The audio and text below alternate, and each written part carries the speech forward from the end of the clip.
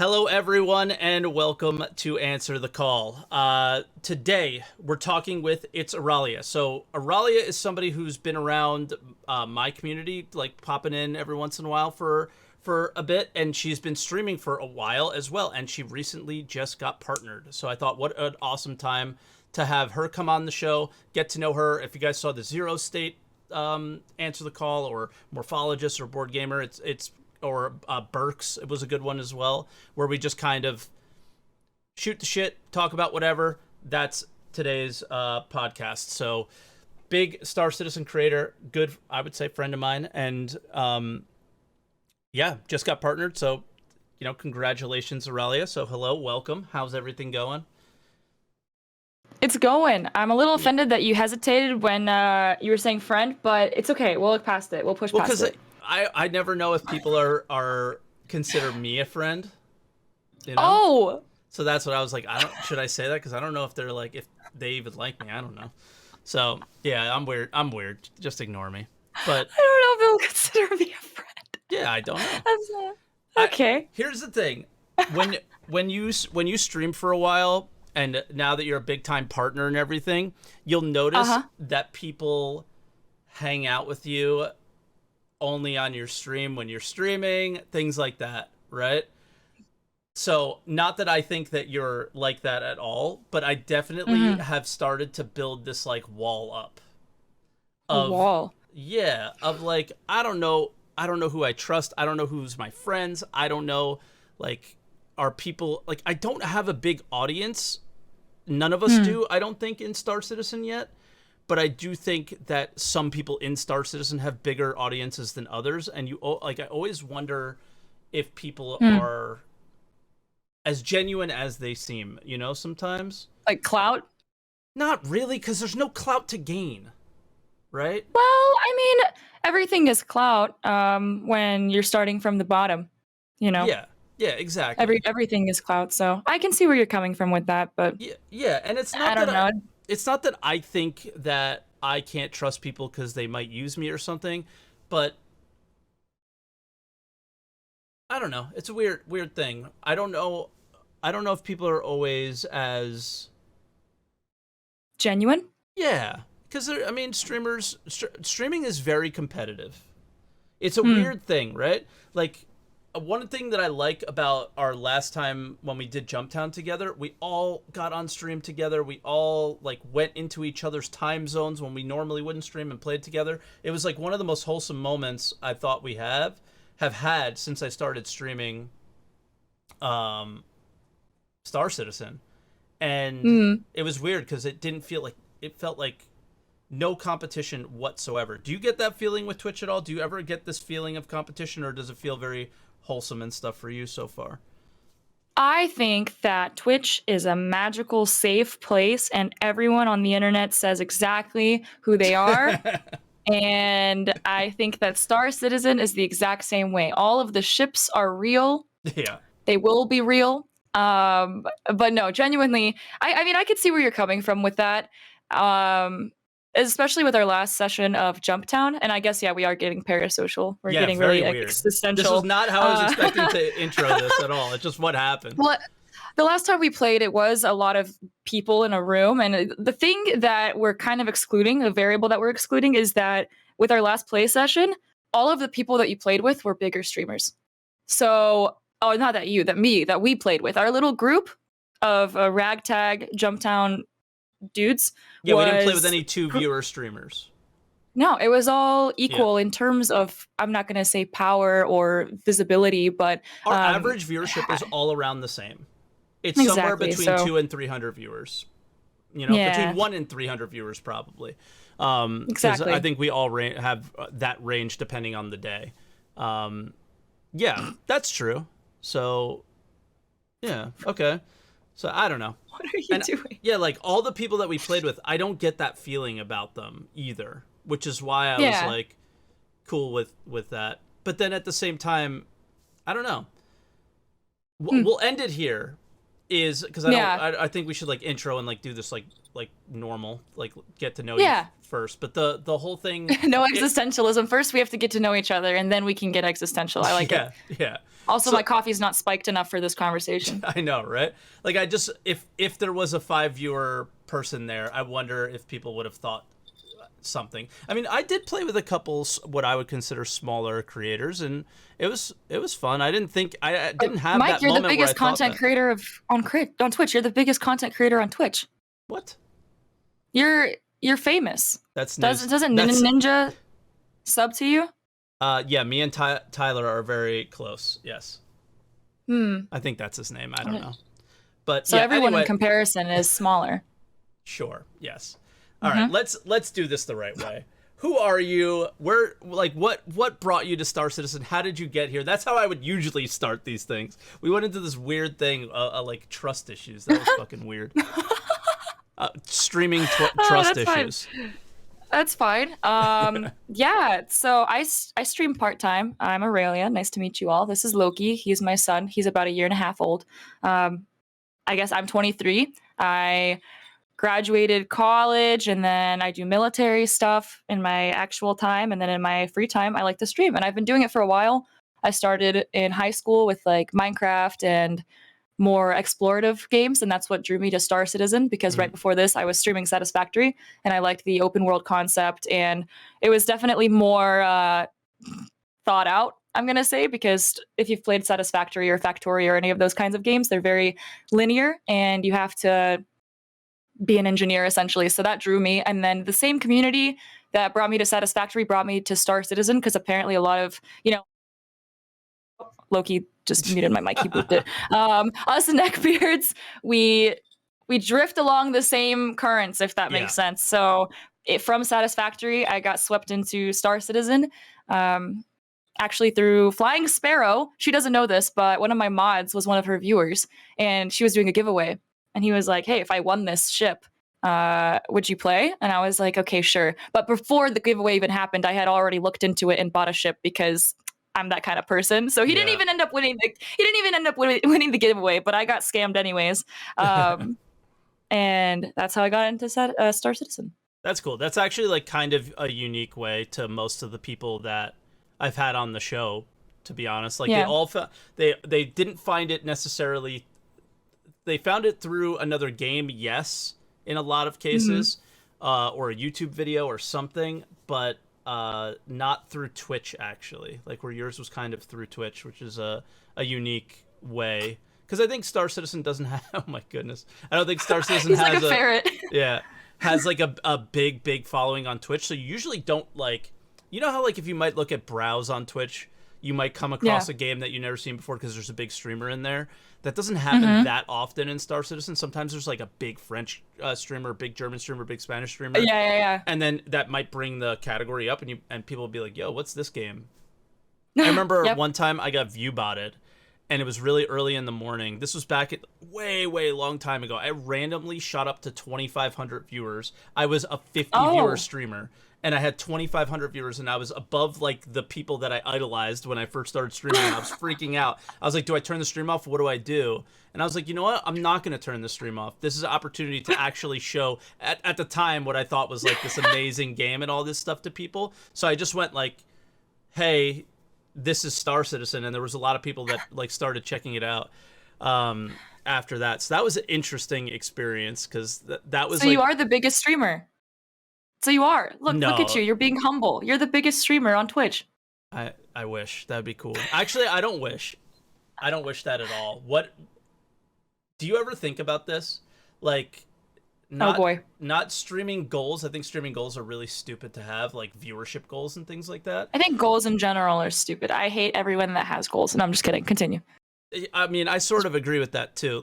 Somebody, I don't know, I think there's a hockey podcast that I listen to. I think that's where I heard this. This guy says, I'm not religious, by the way, but there's a statement that he says, when you plan, God laughs. Because like making like plans like really far ahead is kind of weird, because there's no way to really plan super far ahead, because things are always changing, right? Stuff happens. And here we're going existential again. I like it, Mike. You're in a mood. You're in a mood. Okay, I've slept like 3 hours. I got stuck at work super duper duper late. No, we're And just yeah, we're so pondering our orb. It's fine. I am being weird today, that's for No, sure. it's fine. But the like you can't plan anything out. So I don't really make any like really far ahead plans. I just kind of go with like, all right, what am I doing right now? And that's sort of how I deal with it. But Yeah. what's your ideal, like if you were to say this would be my perfect stream scenario? I think we all want to grow. I think that would be silly if we didn't. How many viewers would you have, and would it be on like sub mode, or would you want your chat to be like spammy and super fast, like they're just like a hive mind and you pay attention to, like there's some streams like, Yeah. you know, Like what would derpy. yours be? Yeah. I actually haven't ever thought about that before because streaming is just something that's so, I'm not going to say peripheral because it's like a core part of who I am, Yeah. and everyone at work and everyone knows I stream, and so it's something that I look forward to, and it's something that I make a priority in my life, Yeah. but it's just something that's outside of my entire world of things that I do that Yeah. I just don't think about it that far. Now, like when I come close to retirement from the military and I have to start thinking about those things if I want to like go full time streaming, who knows where I'll be in years. Like you said, it's kind of silly to plan that far ahead. Yeah. So I don't really think about things like that. Honestly, in the moment, I think that I'm exactly where I want to be. Yeah. Same. Like actually. I'm proud because it's hard for me to look that far ahead because in the last like I'm gonna say 3 to 4 months, my stream has become exactly what I've always wanted it to be. Yeah. Like high school me would be so like proud of where I am right now. So wanting or saying that I want more than that in the moment just seems greedy in a way because I'm just so proud of where we are. But I mean, if I was at sorry, I was gonna say more. if I was at this moment. Go ahead. Sorry. I know we can't see each other, so it makes it hard, so I might interrupt sometimes when I thought you were done. No, go ahead. I'm sorry. I just always want more. But I think up to a point. I don't want to be XQC. I don't want to have that or any of those type of chats. I think I would want to have like the streams that I enjoy the most, they have like 1,000 or 2,000 viewers, but the chat is like pretty chill and they're just like going back and forth and hanging out is what it seems like. Because like 1,000 or 2,000 viewers are sustainable, so you don't have to work. You do that for a living, and then you still have that same camaraderie type of thing.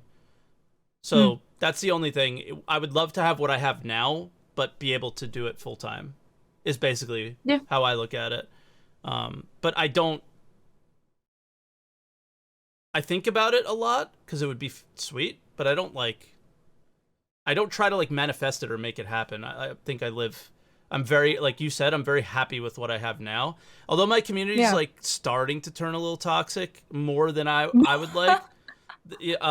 Like they're definitely starting to turn into a bit more of what I hate about the Star Citizen community sometimes.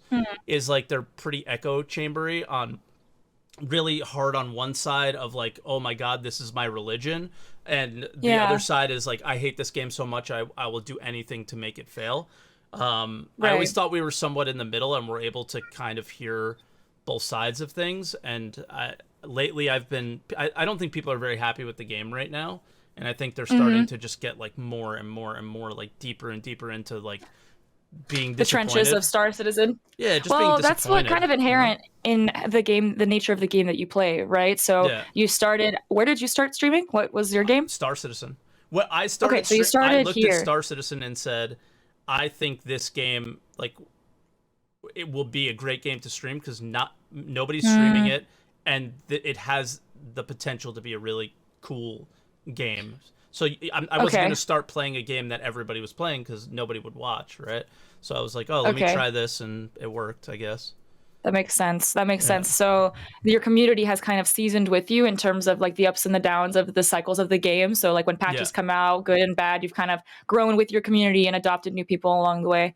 That makes sense. But it also makes sense as to why they've kind of become jaded, you know, because you've all been in the same boat. It's been rowing for X amount of years, right? Yeah, so at some point you want to see this shore. Subs, you know? Right. Like exactly. So at some point you want to see an end. So long. Exactly. And I think most of us are coming to the realization that the end isn't really near, and it's getting more frustrating. But I don't know. It's getting dim.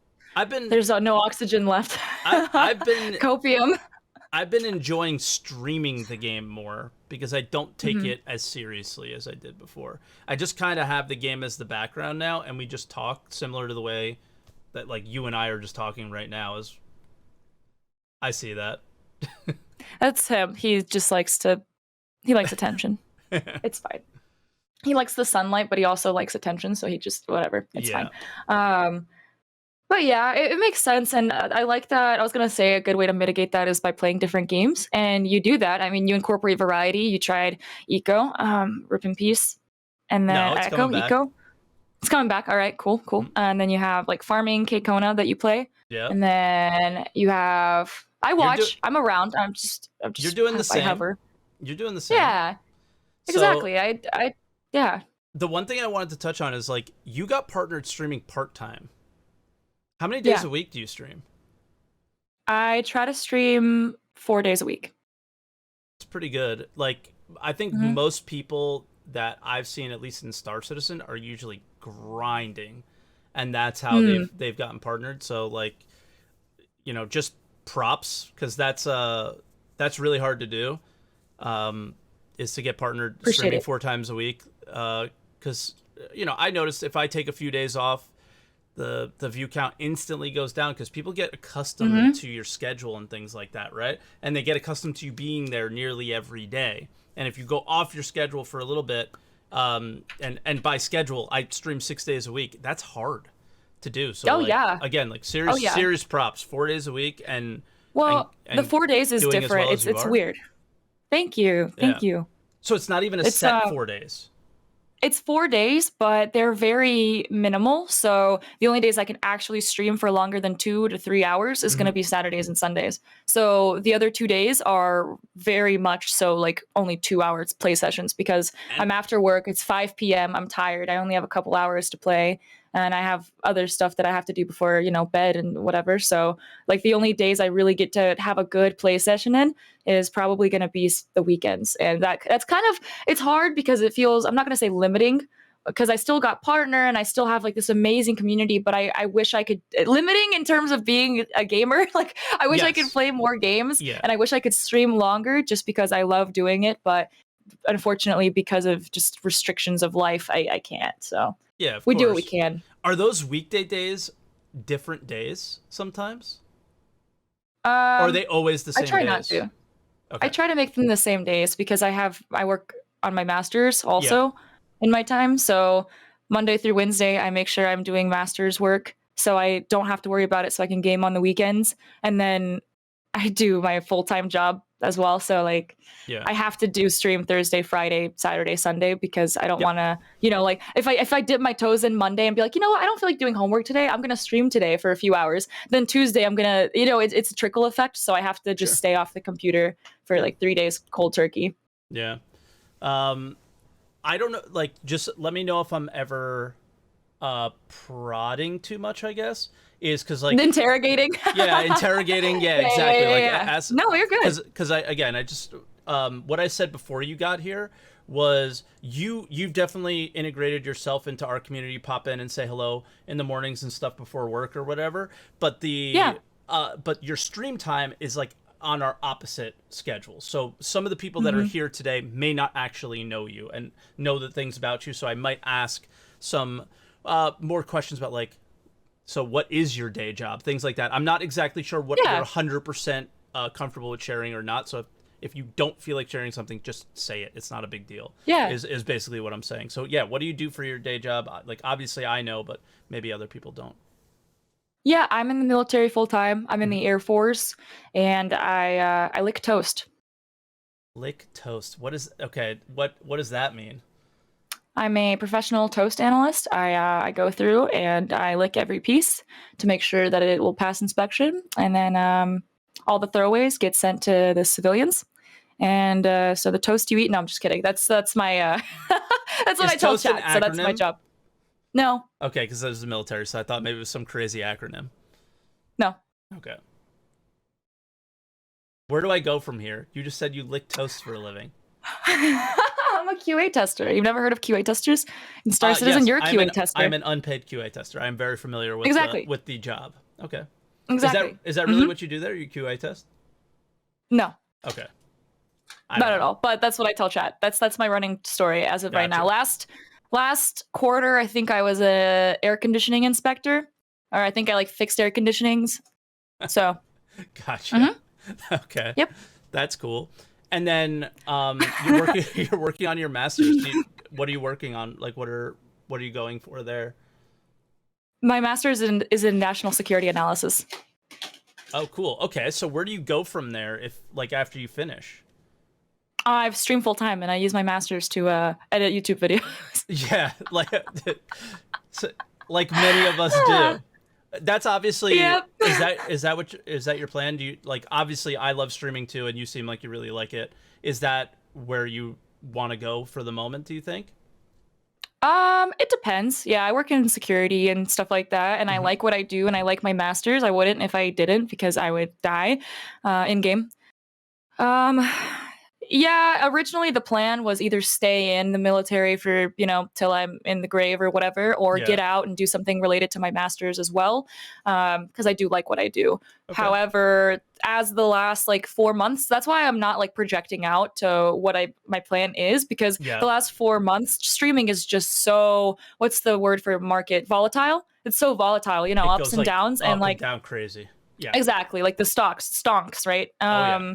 So the last 4 months, it was cool and it's been great, and we've been uptrending, and I love what I do, and it's great. But then, I mean, like, what if something happens? What if I have to leave for work?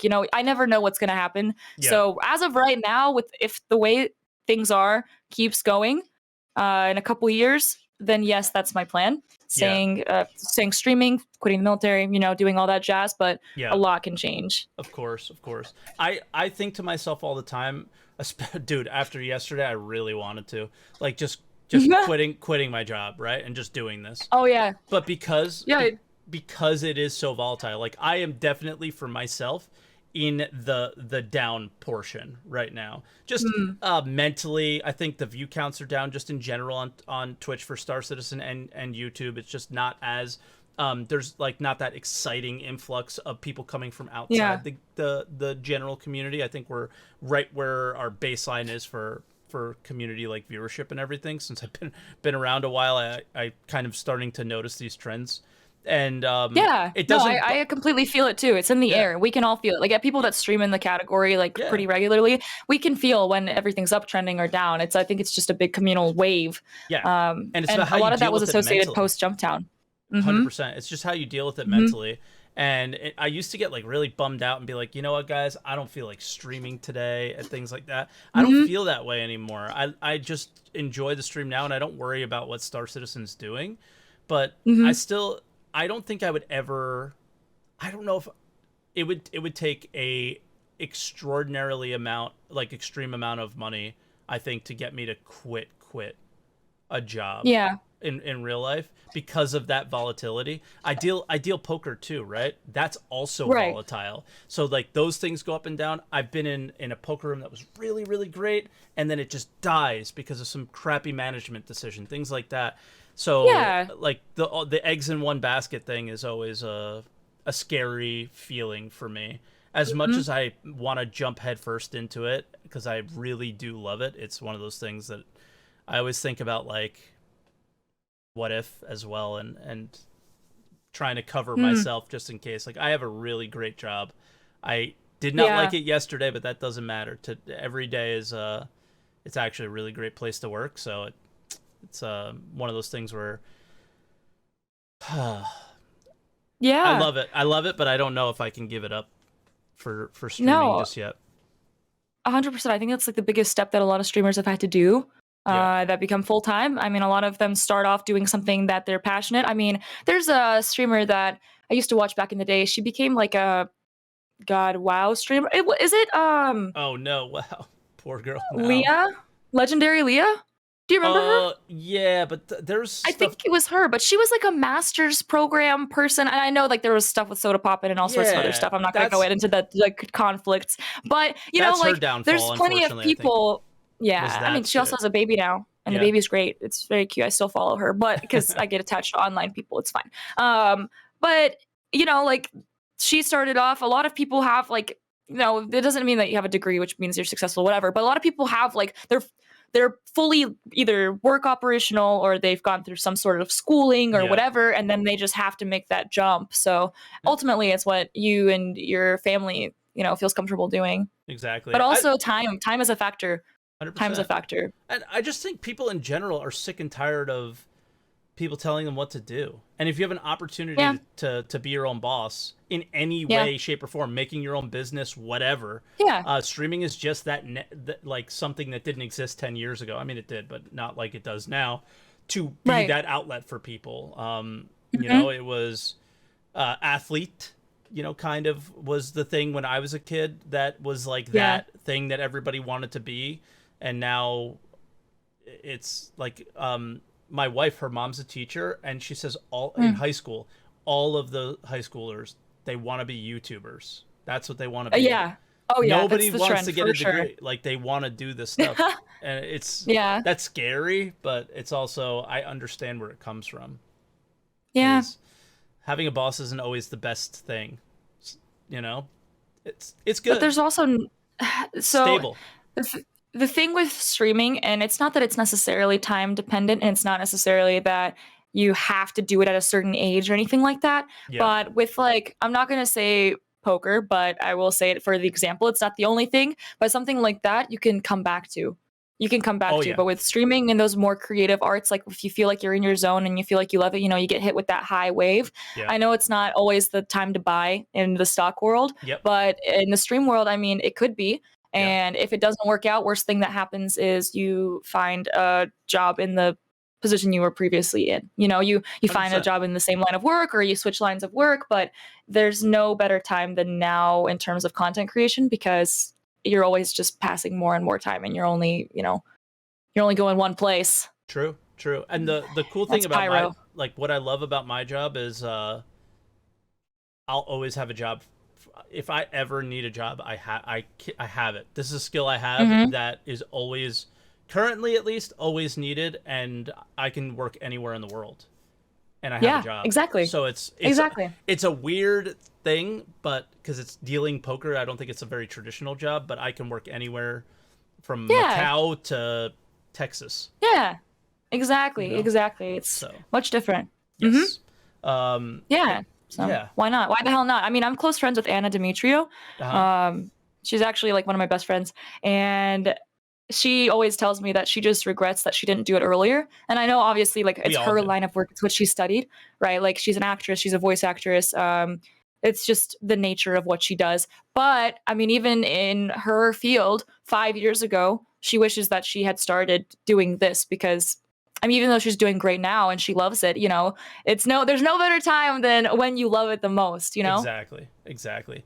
And I think that's one of the reasons why I wanted to bring you on too, because I feel like you and I are in the same place as far as streaming right now. I've never seen you more happy, excited.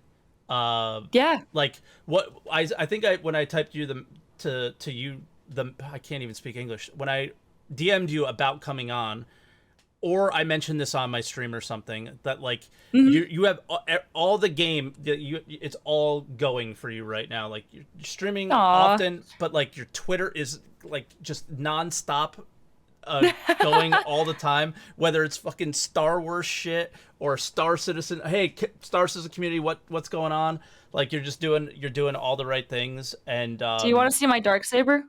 Sure. And you seem like you're enjoying it. I am enjoying it. It's a fun time. I don't know. Like you said, it's ups and downs. 100%. Yeah. You have sound on, right? Let's see if we can hear it. Nice. Nice. I need to get a mount for it or something, but Did you earn it the proper way though? Yeah, he's decapitated. Nice.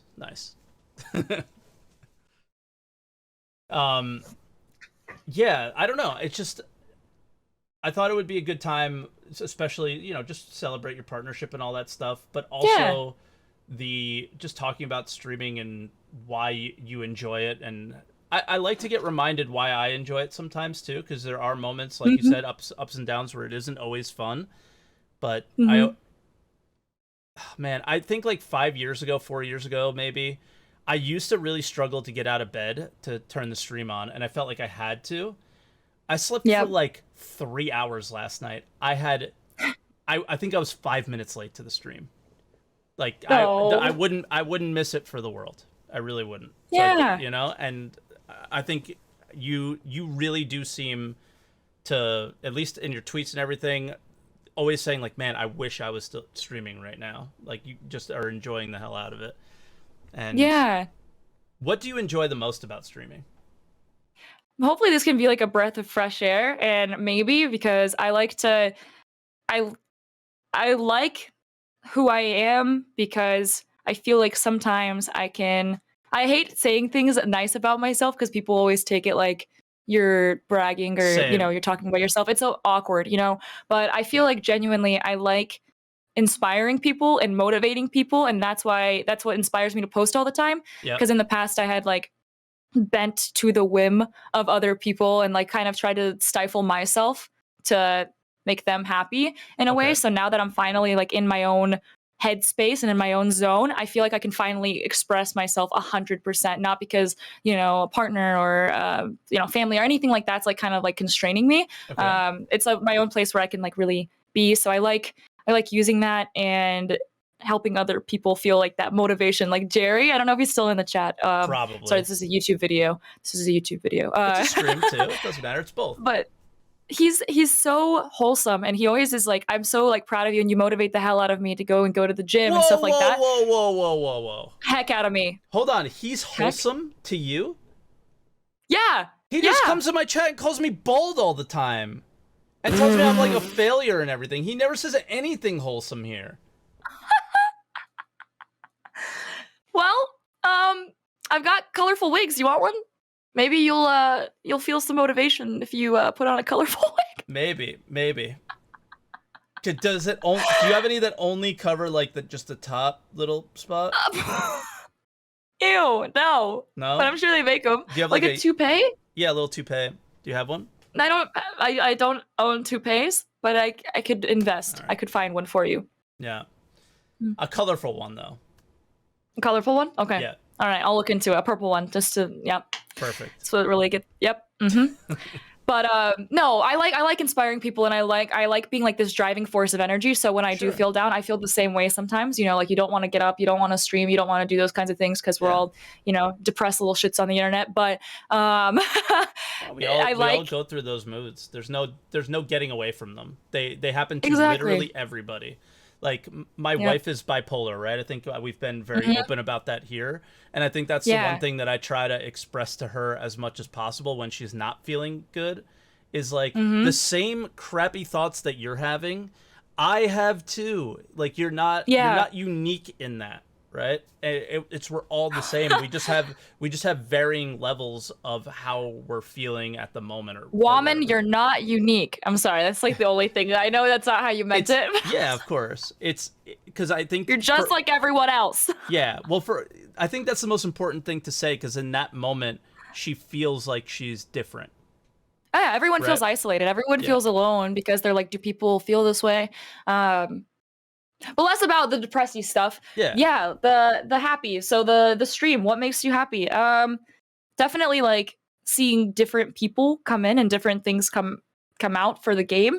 Branching out in games and things like that has definitely helped me boost my confidence. So like trying to play different games and people still being there to watch me and not just the game that I stream, that boosts it immensely. So that makes me feel like even more confident about playing Star Citizen, because it's like, hey, these people are here for me. They don't care, like they care, that I'm not boring, but they care that that I'm just having a nice time. And then with social media, that boosted it a lot, like branching out and not just being about Star Citizen, asking people about their lives and interacting with different communities and audiences, and just making the internet feel more like this sounds so like marketing 101. I don't know I've never taken a business class, but like making people feel like a social space rather than just like people that come into chat, like making the community. Exactly. And like before that, I mean, streaming, I didn't have time but I just made it a priority, like really Yep. playing with people and talking to people offline. And because you're not going to make it if you just come online and, fake it and say hi to people, while you're streaming. But if you don't spend time to invest in their lives or whatever, it's the same way with the military. Like, you have to care about your airmen, you have to care about your soldiers, you have to like treat all of them like they're your family. Because then things are going to slip. And I know that I'm not like supervising these people, and they have their own lives and things going on. But I notice a big difference when it's like a plant. If you don't water it, it's just going to die. I know that's depressing as heck, but No, you have it's to true. water. It's true. When I Hmm. talked to Zero State, I thought that was the thing that stuck out the most about him, that really made him special to me, is that no matter who it was, whether it was a viewer or another streamer that he watches, he knew something about them and said like a fun fact about them, or asked them how they were doing about some situation that happened to them. Yep, And always. and I have like this insane amount of jealousy at his ability to do that, because I have a Yeah. horrendous memory, and I want like I Write it cannot. down.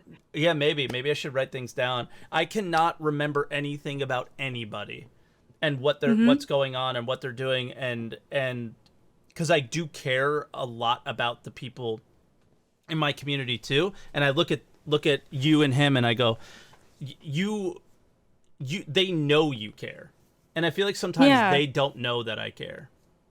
Maybe they don't think that I Um, care, you know. So yeah. hmm. Yeah, it's definitely something that's really important. Yeah. It's something that's important, and I mean, people know who you are, though.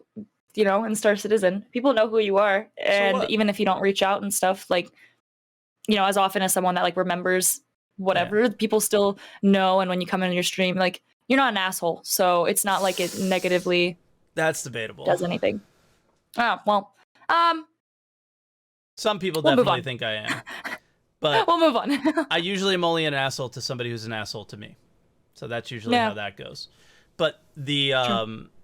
the thing that I love the most about streaming, the thing that gives, I guess the thing that gives me that rush about streaming, I definitely, all the things that you said I agree with. Like, I love the community aspect. I don't know how much you like hang out with friends in real life or anything.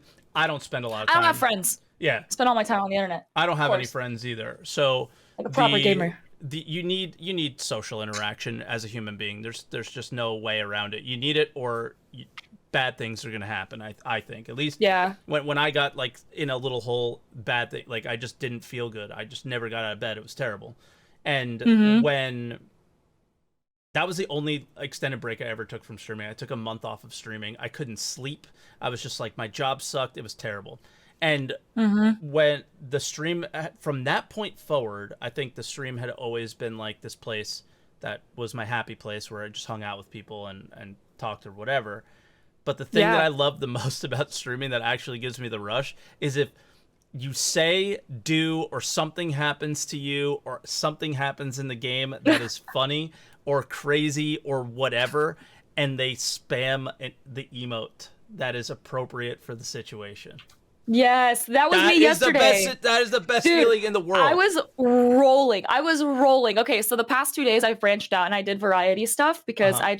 I was feeling it. So the day before yesterday, I played Resident Evil Village because they just really wanted me to do it. So I played it and it was freaking screaming nonstop. But Is that the then yeah, VR one? that was a no, I didn't do Okay. VR, but I just did the regular. That was fucking crazy. That was crazy. But the day like yesterday, yeah, just yesterday, I played Cyberpunk 2077 and I accidentally so I accidentally chucked a grenade at a group of police officers because I was trying to Accidentally. scan them. Yes, I was trying to scam them. Okay. Yeeted a grenade at them. And I was like, oh shit. So then they started shooting at me. So obviously I had to throw another grenade and just kill them all. And then I started a cop hunt right after me. So as I was driving away, I turned the radio on a stolen car, of course, naturally. And the music's just bumping in the background, like GTA style, like heist Yeah. music. And like chat starts rat jamming. Chat just starts Oh like yes. rat jamming. And Yeah. I was like at my peak. Like that felt like elation. Like I had never felt a more connected, funny moment where Yes. we were all just like, Do you know how you know that um, that's how you know you love Twitch. You don't just love streaming, you like the whole thing about it. Yeah. Because you watch other streamers and you enjoy that aspect of it as well. That's how I look at it. Is like, Yeah. I watch other streams, and the thing that makes Twitch special is the event that happens in the box is one thing, but then the preceding events that are happening in the chat box, like melding together into the entire event, is what matters. And that's why, like, anybody moving to YouTube, anybody moving anywhere else, I don't see that happening there, and that's why I don't see myself ever being able to do it until that is possible. I couldn't even think about it for a millisecond doing something like that. And like, obviously, like, Dark Law's moved over. He's got his reasons for doing it. Like, that's not, you know, and other people have done that. That's not putting them down in any way. That's just what I love about Twitch and why I couldn't do it personally. Until there's like another chat replica. But I don't know. Another chat source. It would need to be like a chat replica, and then like Twitch it has its own hieroglyphic language. Yeah, it does. Like Pog. You say Pog outside and people know like what that means. It's been built over 10 years. You know? Yeah. Like that. That's true. YouTube has a long way to go for something like that, and they haven't started yet. So, yeah. It's one of those things where, you know, that's what I love about it, and I can't get away from it. Yeah. And I think that's why, like, that'll kind of trace back to our conversation about, like, people. I don't have a human behind my curtain. It's a cat. Okay, look at him. He's doing something. All right. I'm not harboring anyone there. Anyways, that loops back to our conversation about, like, the community feeling a little bit off and things feeling a little bit maybe dry and sad or whatever. And that's because I feel like a lot of the bigger streamers experienced burnout post Jumptown. And I know you'll agree with this. 100%. Like that first iteration of Jumptown back in December, January when we played together. And then Burks was on this huge Jumptown kick and the serotonin levels were high and chat was popping off because everyone was like stealing boxes. And either you did a Jumptown, which was crazy, or you wrecked someone else's Jumptown, which was crazy. And it was just like that constant overstimulation, and we weren't used to it. And I mean, I'm, you know, you can always say like the game's an alpha, it's underdeveloped, and you can't expect that kind of thing. And honestly, for most video games, you can't expect that kind of high all the time. No, you can't for any game. No. And so it's not even just because it's an alpha and like we're all so, you know, we're all so dry of content and everything, so like it's a drought in Star Citizen and that was our only happiness. It's not necessarily even that. It's not that Jumptown was the only fun thing that's ever happened in the verse. It's that coincidentally happened to be the time that everyone was on that same high, you know. Sure. Even like Tarkov and stuff like that, when they have a wipe, they have the same high of like everyone's freaking so excited to get back into it. And then, you know, a week or two later, everyone just sinks back into like their normal flow. And then some people, it hit them extra hard. People, it hit them extra hard. Yeah. I think this one's weird too. We could talk about Jumptown a little bit. I just realized it this morning. I just realized it this morning that the first iteration of Jumptown 2 was it was 6 hours long only, right? And it was split up, and like you had to be there or you missed it, kind of thing. This one, they're 16 hours and they're like nearly covering around the clock. I'm not noticing as much interest in it. No, and that's the pendulum. That's just the pendulum. I think that's it's a management thing, and it's a game and everything else thing where, you know, you swing left and then you evaluate, and then you swing too far right and you evaluate, and eventually they'll find a happy medium. But they saw so much fun and they were like, oh my God, everyone was playing. You know, Star Citizen was popping off. Even Saurus was playing, you know, Saurus from way back when came back to play Jumptown. Like, it's insane. Insane. Like, even maybe this time Nerd Show and Tell will come back. Oh, no, I don't know. Maybe you'll come back this time. Yeah, with a real spaceship that he's building in his office. Like, yeah, seriously. Right? But the like Saurus instantly uninstalled after Jumptown ended too. I don't know if he's reinstalled. Or no, I think he did because he responded in our group thing. But that was the one thing I noticed was like I messaged in our group and I was like, hey, you guys want to play Sunday morning? No one. Crickets. And I was No like, one, because oh Brix is shit. playing Tarkov. Soros Yeah. might stream it. Meyer has gotten really big into roleplay and his voice acting and everything, and that's awesome. I mean, like, everyone's just kind of doing their own thing. Like, Jumptown came out, and the first night I played Resident Evil Village because chat wanted me to. Yeah. And like, I was hyped for today's Jumptown because I knew we were doing this podcast and stuff. But Yeah. I mean, that first high kind of, the wave crashed extra hard. I Yeah. think. And then I think that you don't have to be there for that moment is the difference. But I think we all know, and I think you're right about they just swung a little bit too far in one direction. But I think we all know that they want it to be like spawned by players in the game at some point, and then they just have to find the right medium for the length of time that it's alive. But I can imagine, not 16 hours times 5 and 24 hours times 3 and another 16 hours times 2. yeah. Then like you don't feel that pressure, like, oh man, I gotta be there. I gotta Like, do it. Yeah, yeah. because then it just becomes part of the game. And sure, Hell it's yeah. limited time. It's limited time for 1,000 hours. Like, Yeah. I was like, all right, Emmy went to sleep. Like, let's go, like that's how it was in Yeah. the first time, and I would never do that because I value my sleep so much. But exactly. but now it's just whatever. How old is he? He's a year old, you said? Yeah, a year and a half. He'll be 2 this year. So how often do you do this? I've seen a couple tweets of this, and this is insane to me. Walking my cat? Yes. How often do you do that? I used to do it a lot more often when I had more time. How did you as get of right now? like he doesn't care. You can just do anything to him and put on a leash. We go hiking. That's nuts. He's a dog. He plays fetch. He likes hiking. I mean, he's a good boy. We just go hiking out in the desert or whatever. I'm so jealous of that. I would love to do that with my cat because she looks out the window and loves the outside, like looking outside, but she can't get vaccines because she's allergic to them, so she can't go outside and be around any other cats. Yeah, it sucks. Aww. But yeah, I thought that was crazy because I've seen it in like videos before, but I just was like, this has got to be the rarest thing of all time because most cats are like, meh, leave me alone, Yeah, he's very snuggly and vocal and weird. Yeah, weird. It's awesome. Weird cat. It's awesome. Yeah. So, other games. You're like, let's talk about not Star Citizen.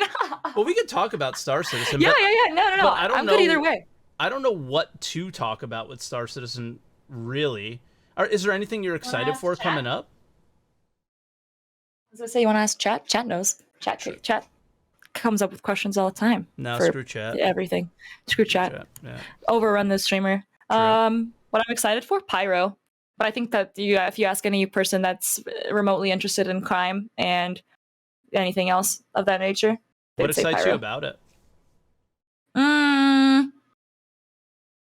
Increased gain versus loss. Risk versus gain reward. Versus loss. Yeah, risk versus reward. There you go. Boom. Yeah, because that's every time we see a high in the game, it's from what I've noticed, at least, I don't know, correct me if I'm wrong, but it's associated with some sort of gain in risk versus reward. So the first time the wave hit was like when Death of a Spaceman, they increased like the loot being gone and stuff like that. People were like, oh god, I gotta play Star Citizen. It's like Tarkov, and then they found out they can character reset all of that, but still it increased playership. Play count? Playing? I can't remember the name. Players? Interest. Increased interest.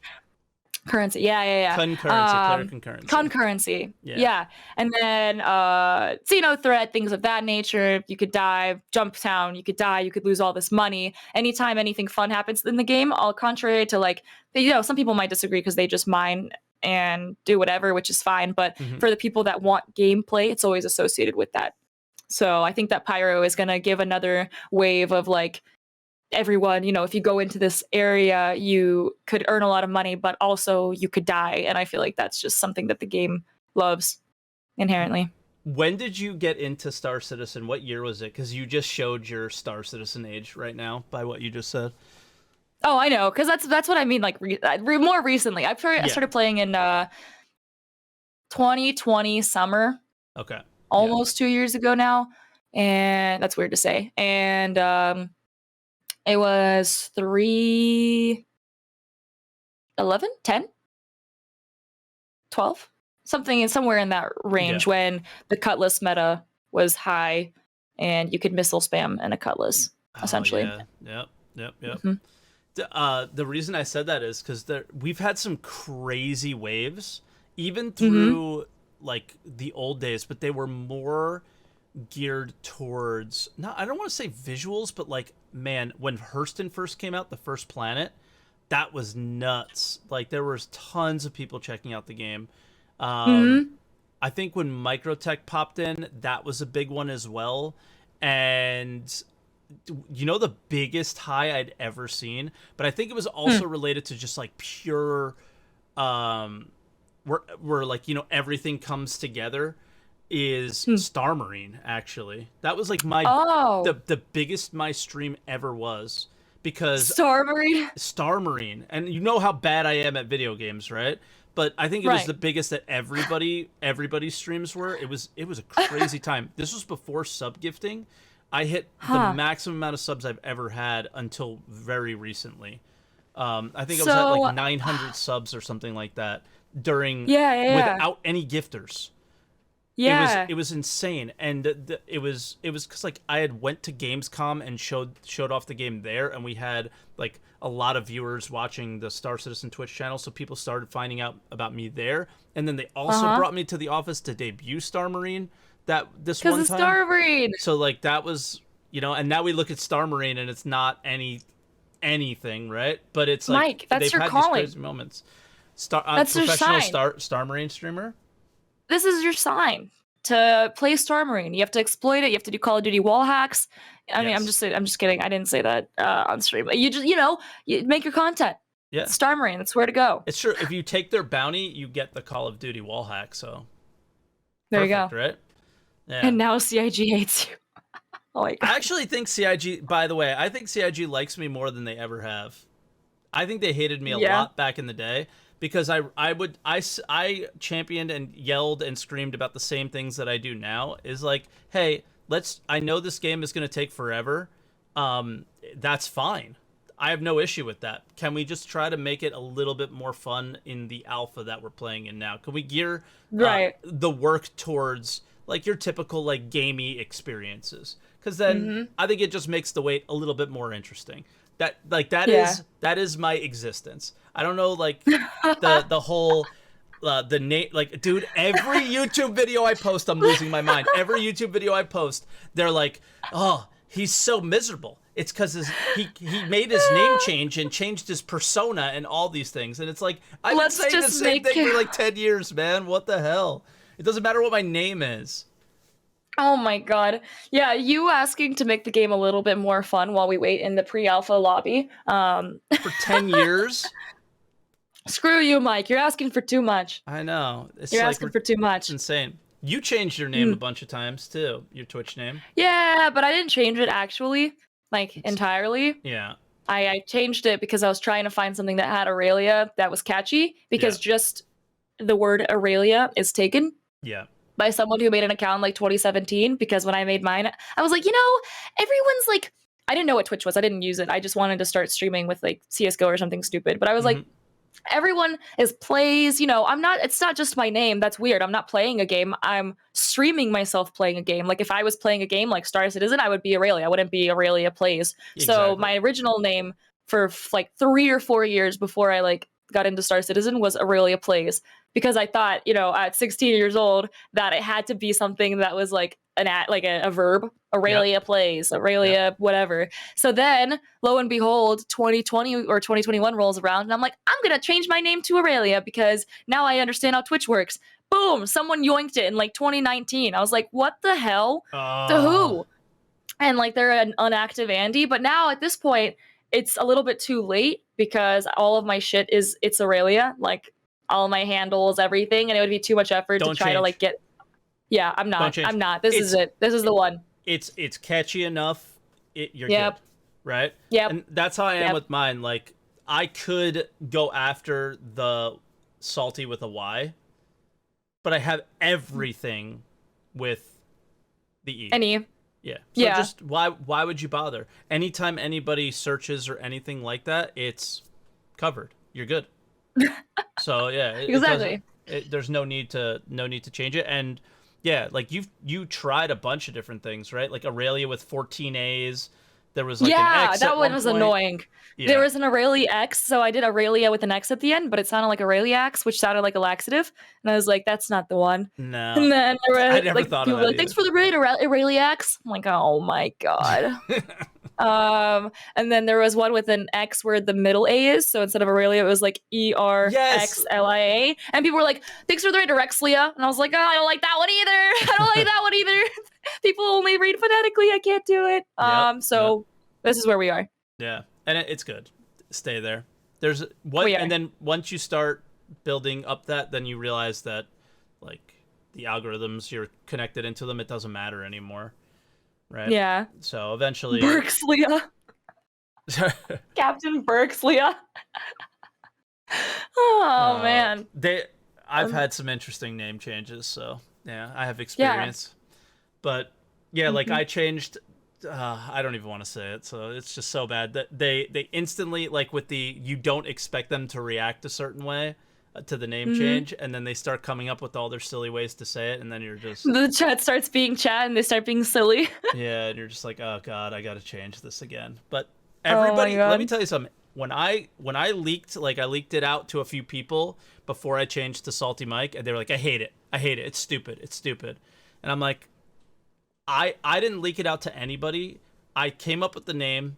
I parked everywhere, and I just kept saying it, and like, do I like this? And I waited a whole month before I changed it, or before I even said it to anybody. And I was like, I still like it. I don't hate it. I was like, I'm gonna do it, and then I just did it. And it's like the thing with tattoos. Where people, I've never done this before, I just get them, but people will like draw it on themselves or like print it out on themselves and do that for like X amount of time before they decide that it looks right there or something. Like, I mean, that makes sense. I mean, that's a permanent decision, right? So I could see that. Yeah. Yeah. Semi-permanent. I guess you can get them removed nowadays, but it's not very fun. Yeah. Yeah. Do that. No. I'm quirky. I just get them done. No, I'm just kidding. A lot of people do. I don't think it's that big of a deal. I remember when tattoos were like really taboo. When I was young, like if you got a tattoo at all, it was like, I also grew up in a Jewish community, so I don't know if people are familiar, but tattoos are like, I don't know if they've become like more chill about it, but you're not allowed. At least this is what my friends told me, is that you're not allowed to be buried in a Jewish cemetery if you have a tattoo. I think I remember hearing something like that. I think that's true. I don't know if maybe Chad will help us out with that one. Maybe it depends on like if you're conservative or Orthodox or whatever, wherever you stand in Judaism. Yeah. But yeah, I remember that being a thing. And one of my best friends who's Jewish, his grandfather passed away, and he would always do card tricks, but it was always the 6 of hearts. That was the card. So him and all his brothers got like a 6 of hearts on the back of their neck. That's cool. Yeah, and but that was like the first thing that came to mind. But they're like super conservative, and I don't think they care about. I think conservative's the right word, but yeah, they didn't care about where they got buried or whatever, or maybe the sect of Judaism they're in doesn't care. So I don't know, but yeah, they all. Japan cares too. Really? If you have tattoos, it signifies that you're like part of the Yakuza essentially, which is Japanese gang crime organization. So yeah, Really? if you like, yeah, it's a thing. Like in the military, we have like, we're friends with Japan, whatever. We got bases and shit. So like when you go out, it's super weird. Like if you go out with your tattoos because they know you're American because, well, first they know you're American because you look American, which is, you sound American. I was going to say that's questionable because America is such a melting pot. But we're not going to go into that. Regardless, they know that you are the way you are because you are the way you are. And then also they see tattoos and they're like, oh. Yeah. Yeah. I don't know. Americans stick out like a sore thumb. Mm-hmm. Yeah. I think we're pretty easy to pick out. But I was gonna ask you. So, have you traveled a lot with the military? So you've been to Japan and stuff, or No, no? I just know that from stories from buddies. I Ah, haven't okay, actually cool. been with the military or on my own. That'd be cool though, because I'm a weeb. Gotcha. So, have you traveled at all for the military outside the U.S. or traveled outside of the U.S. ever? I've traveled outside of the U.S. because I wasn't born here. Yeah, I forgot I about was that. I was originally, just gonna go. You're yeah, Ukrainian, right? yeah, I was born Yeah. in Ukraine, which is great timing right now. Yeah. Um, but that's okay. We're not gonna talk about it. I I'm didn't. I'm from Ukraine. Yeah. I didn't want to go there. Nope, we're not. But I moved here when I was young, and then I've been out to visit. I've been to Europe, and then Where in parts Europe? of. I've been to Estonia, Okay. a little bit of Finland, aka Helsinki, a little bit of Germany, I aka the loved airport. Germany. Just the airport. I didn't get to explore. Yeah. I loved it. I want to go back so bad. hmm Yeah. And then I've been to Canada. Okay. I stayed there for a little while, and then I've been to Mexico, Honduras, some of the Central American countries. Cool. Cool. hmm I would love to travel more, but I'm a picky eater and I hate flying. Mm. Hate flying. I used to be fine. And Hmm. then CitizenCon 2016, the flight there was the scariest Oh, experience of my entire life. And then I am mentally scarred at this point. I oh, see a plane and I'm on the ground and I think about it. Yep. for SitCon? What did they do to you? I believe that the plane was going down. You think so? Yeah. But then I've spoken to pilots and they're like no, but I still okay. Like turbulence? No, I'm not for we had an hour of turbulence after and I was fine. So, we were flying over Texas from Florida.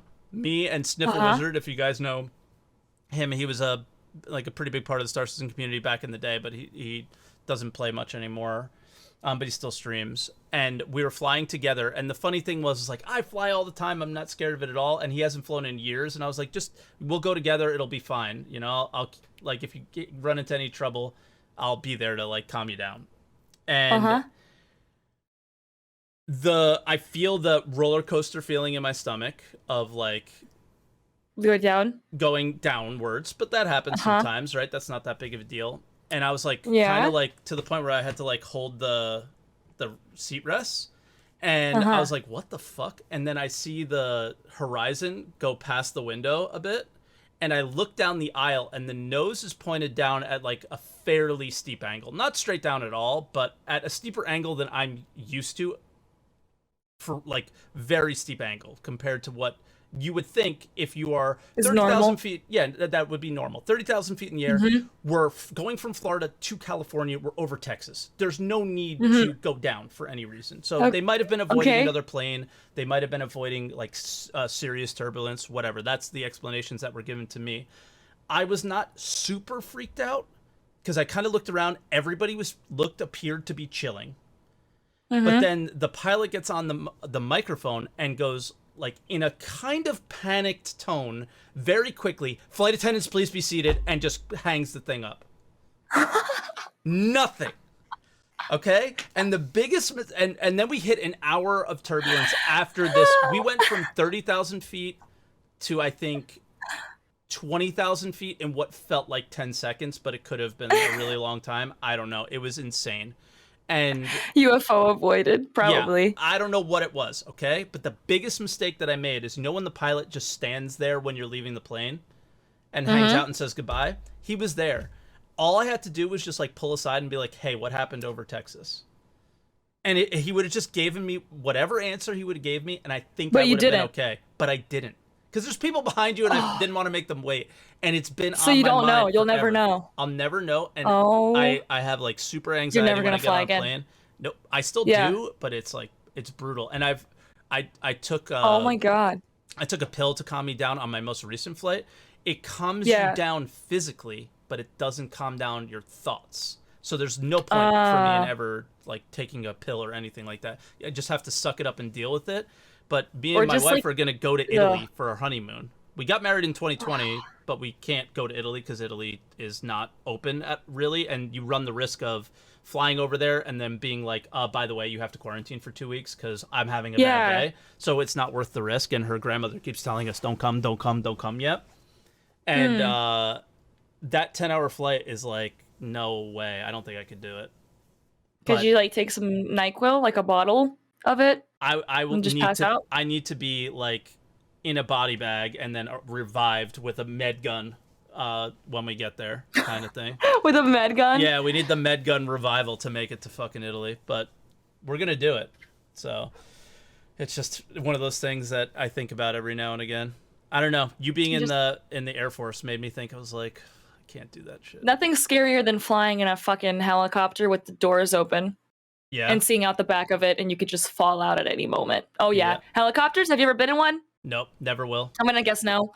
Let me just say, when you're riding on a helicopter, everything feels amplified because it's a smaller space and it's not as big as a plane, obviously. And so, like, it takes down, like, it touches down, and the dust just goes whoosh, and it's everywhere. And then you get in, you go aboard, they clear everything, and then the load master, like the guy that's just handling equipment and shit, he just straps himself in to the floor.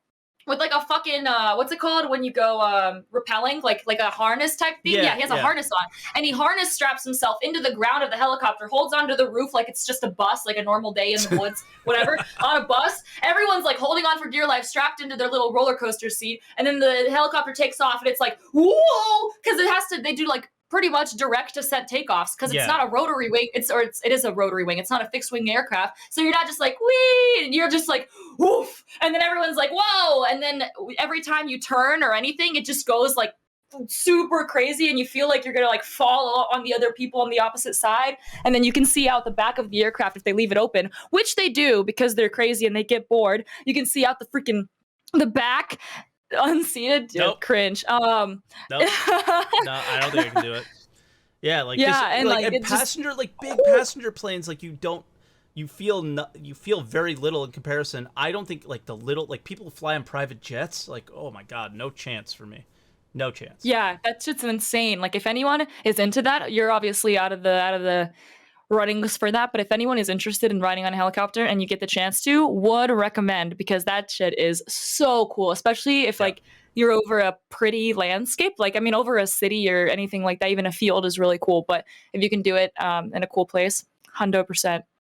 Part of like I never liked roller coasters. I was never afraid of them, but I never liked that the feeling of falling from your stomach. So I never went on like what is it, Tower of Terror or anything like that. Yeah, because that's all that you thing would is. not like helicopters. No, the whole time you just feel like you're just going up and down. It's like loop-de-loop. It's crazy. Like after the first drop of a roller coaster, I love roller coasters, but that first stupid drop that is like the click click click click click click click click, click and then you get that big drop it, like that big feeling of falling. I was like, I hate that stuff, but then after that it's fine, and I like the like loop-de-loops and the turns and all the crazy stuff. But he's being a monkey.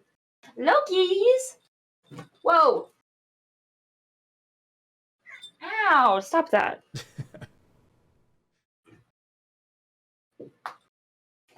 Okay, fine. He's angry that I interrupted him doing whatever he was doing. Yeah, Mom, I'm chilling, all right? Back off. I get that too with mine. Your cat's name is Lola, right? Lola, yeah. Lola? Yeah. Lola's getting old. Yeah. So one of these days we're going to end up with a crazy young one like this. We want to get two. Do you ever think about getting a buddy? Oh yeah. I was just talking about yesterday that I want to get another one. Yeah. I've seen like we had another cat like with her when I wasn't with Emmy. I was dating someone else, and they just fought all the time. It was like the stairs were like a battleground of who I'm not letting you up the stairs and things like that. And we're just like, oh my god. So I always worry about it. And we wanted to get one for Lola, but she's pretty old and she never got along with the other cat. So I want to get two that like come together, because you always see those like happy YouTube videos of like the cats sleeping together and stuff. And I was like, I always wanted that. Dude, mine would be just to leave me the hell alone. Like, I love Loki, and it's fine, and we are both pretty independent, but sometimes, especially at like 4 in the morning, he decides to just be a crackhead Yep. and wake up and start meowing Yep. just because he's Mine's hungry. I'm like, this is 3 not the way a.m. things work. 3 a.m. It's is not. mine. That's not how this works. I have Yep. to wake up in an hour for the gym, and you're waking me up an hour before the hour. It's about time. It's about power. We stay hungry. We devour. But no, seriously, like it would just be to freaking entertain him Yep. and That's leave my him. mine Yeah. is not food oriented at all. Really? Nope. She won't. She doesn't get driven by food. It's just like cuddles. Like please, cuddle, Attention? pet, attention. That's She'll it. just meow. She doesn't meow. She walks up to me and while I'm sleeping, she taps me on the face. Just boop. Just boops me until I wake up. Yep. Or if she'll like lie next to you, and the moment you move, she's like, "Oh, somebody who's awake, somebody who can pet me." And it's like, "No, I'm not really awake, but now I am." So, and then I have a hard time falling back asleep, so then I'm just screwed and up all night. But since I used to like when she was younger, I used to be like, "All right, like time to leave the room. I'm gonna get some sleep." But now that she's getting older, I'm like, I'm gonna enjoy every moment I have, even the bad ones, you know, because you don't know how long they're gonna be around. That's the one thing that as pets like show you so much love, they also show you that time is a thing, you know. True. So they remind you of that because sometimes, I don't know. I'm sure this happens to everybody, but like time escapes you, right? You're just fucking coasting. And yeah, the last like 2 years for everyone, I think we all like collectively had a stroke. Yeah, and then just like magically we're here on today's date, and it's just like what even happened, right? So I think pets sometimes in the saddest way possible do remind you of that. Speaking of, how old is Lola? I don't know exactly. So I got Lola from a friend because she was also a poker dealer, and she worked really far down south in Miami from where we were living, and they had them working like insane hours, so she was never home, and she didn't feel comfortable like having her anymore because she was pretty demanding of a cat for like, you know, attention and playing and whatever, and she felt bad, and she knew that we were cat people, so we went over to her apartment, and she like Lola was just like super friendly, so we're like, yeah, okay, we'll take her. The vet thought she was a year old then, and I bought this house. When did I buy this? I think she's like 12. So almost as old as Star Citizen. I'm just, you know, the way this is a long-winded joke, older. But I was trying to see if you can measure the development of Star Citizen with your pet's age to see like how old your pet is versus how long it's taken for them to make the game. She got her first tooth during Jumptown or something. I don't know. Yeah, like, oh man, she's so old now. That's kind of sad. That's kind of depressing. Well, do you know what I see a lot of comments on like YouTube and Twitch is people that were in college when they backed Star Citizen. Now their kids are in elementary school.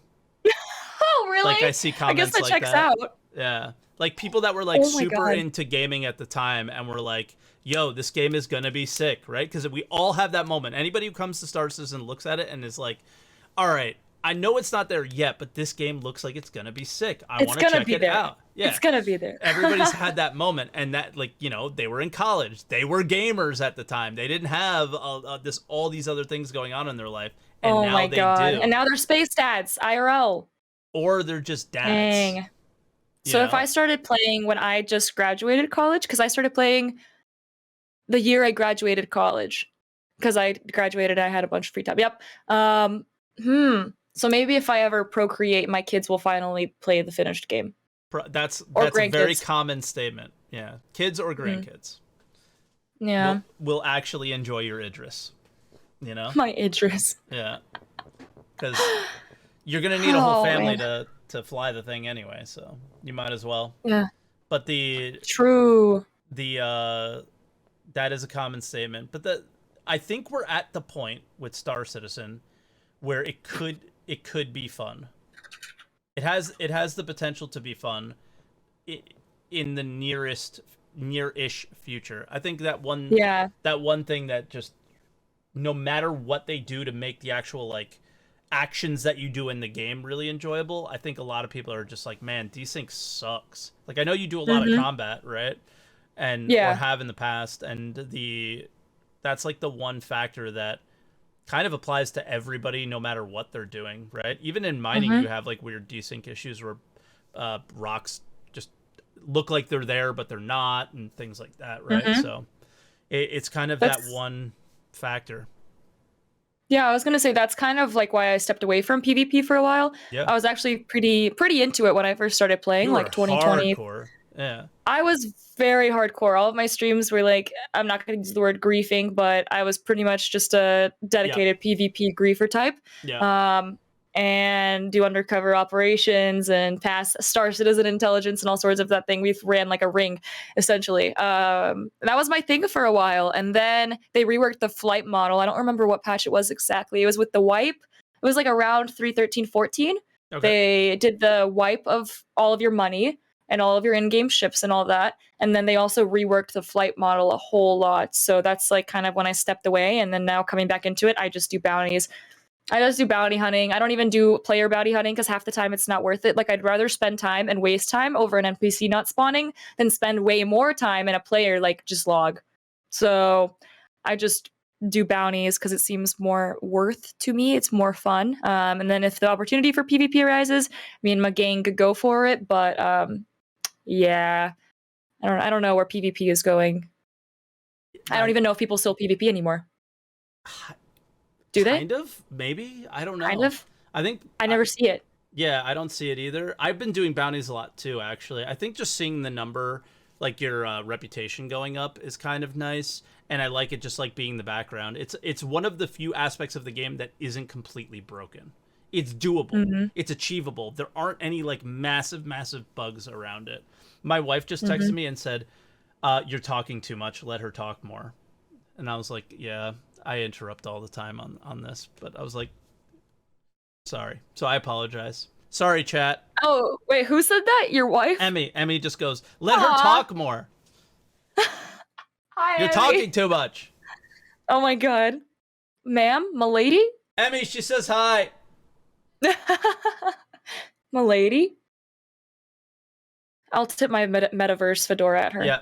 She tipped her hat and said, "M'lady." She's laughing. But yeah, I think. Tell her congratulations. Oh, you could tell her congratulations. Come in. I'm allowed to come on the podcast? You could come on the podcast, yes. She's like, I'm welcome. She usually doesn't come in when we're making videos. I've never been allowed to come on the podcast. Yes, before. you've been on the podcast before. Yes, you have. The first time you She's ever so came on cute. stream for YouTube, you were on the podcast. Congratulations. No, thank you. Hi. This is Loki. I'm on the podcast. Look, here. Put the headphones on. Check out her cat. He's chilling. God. He's sunbathing. Hi. He's just like hanging in the window like Lola does. Lola's upstairs sunbathing too. Yeah. Lola's sunbathing, but she's really weird. She lays down on the little mat in front of her litter box. I don't get it. She's literally like next to her.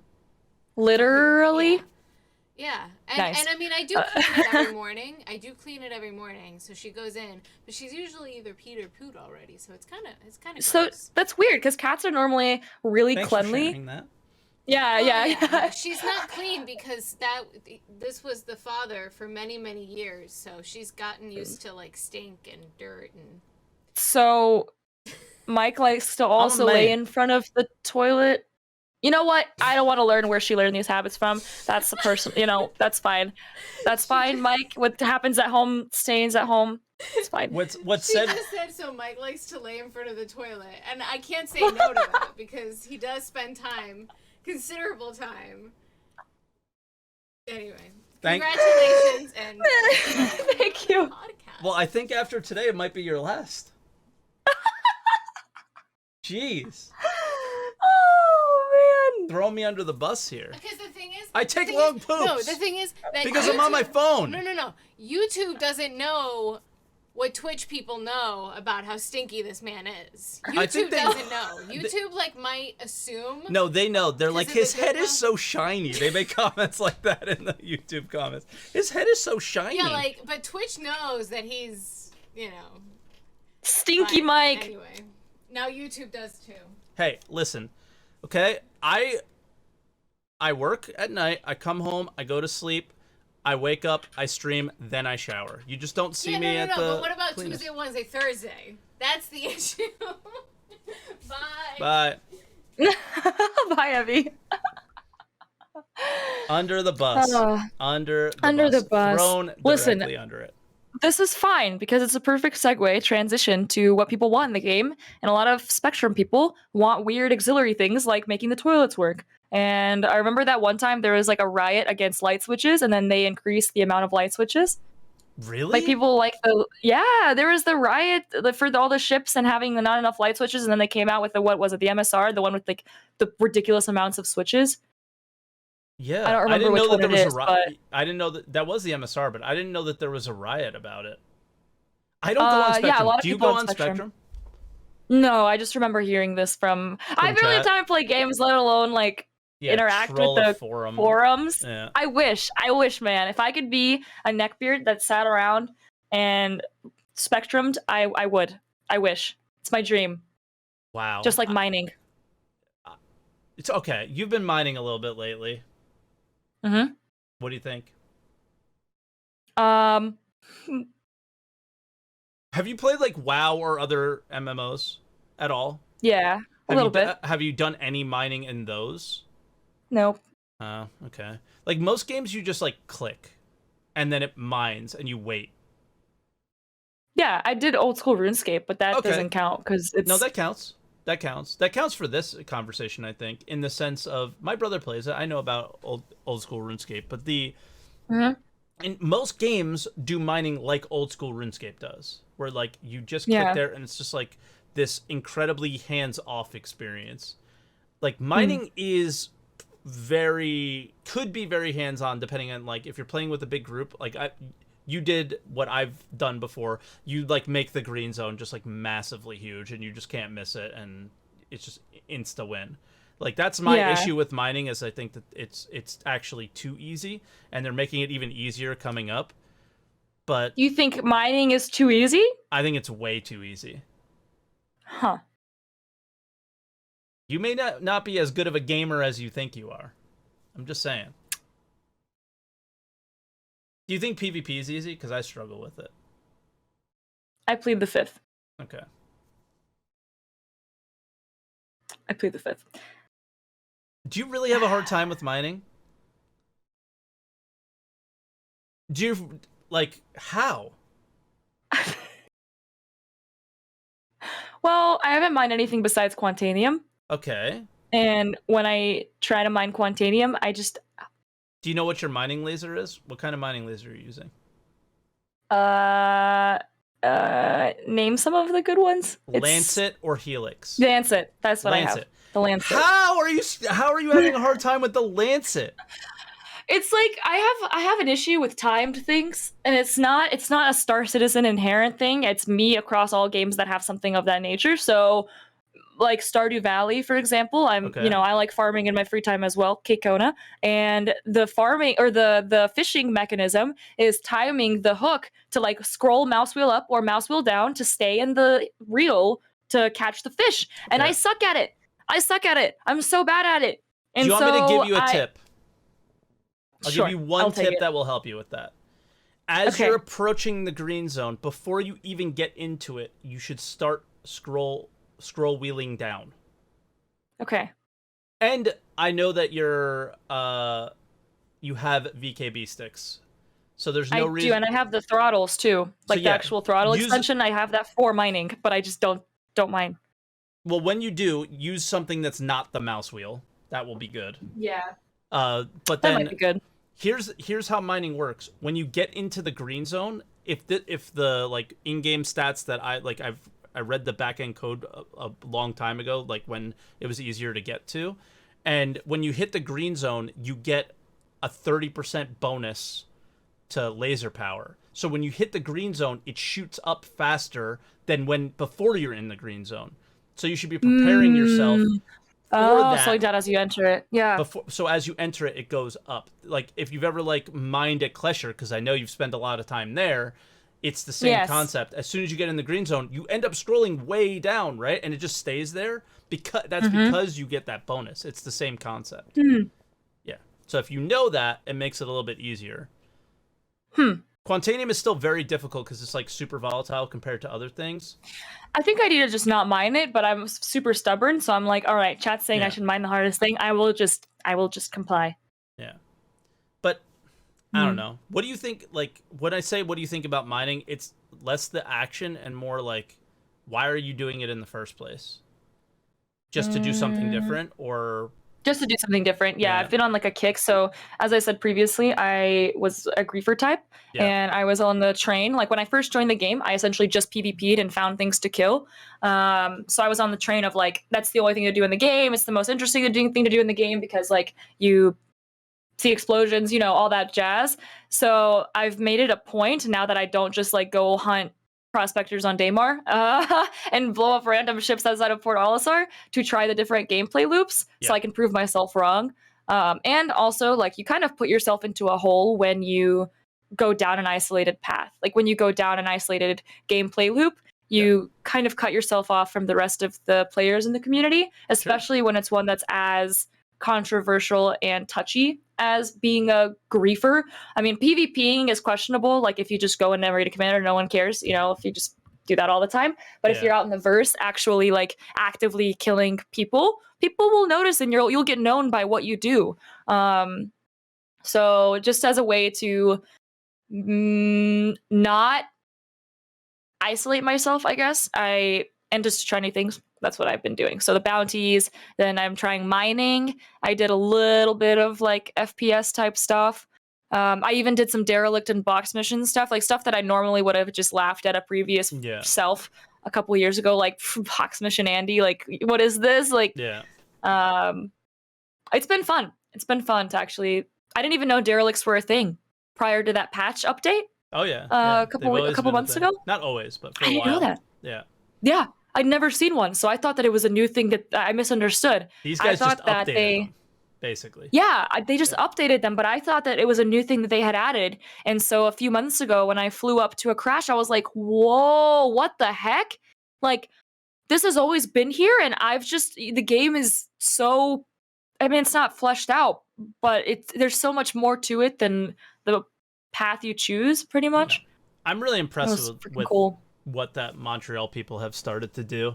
I think they, like, I don't know. I've seen a lot of people, just being around for so long, I've seen a lot of people join Star Citizen as a junior, like dev, and then work their way up. So they learn the culture of CIG. And I feel like, I'm going to be like me a little bit here and maybe piss some people off.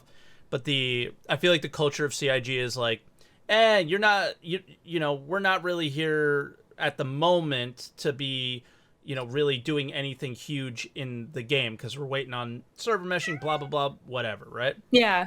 I feel like that culture's kind of like stuck around, but then these guys from Montreal are coming from all these other game studios or like pretty much just Ubisoft, it sounded like, and they're just used to doing things a certain way, and they're kind of seeming like they're just like doing their own thing, and like that experience was one of the experiences that showed the most potential for Star Citizen for me. I was like, wow, it's just a derelict, but you go there and like what's in the box makes sense, and they make it so it's more gamified. It was like, oh wow, this is what I want from SC. I was like, I like what these guys are doing. I hope that starts trickling down to the rest of the company.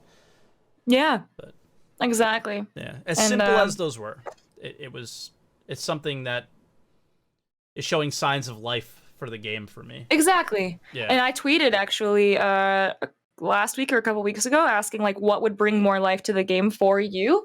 And some of the repeat answers I'm trying to remember. I get a lot of feedback on these and it's cool because it gives me things to talk about. But the biggest one that stood out to me was like life. So like actual bugs and things like that.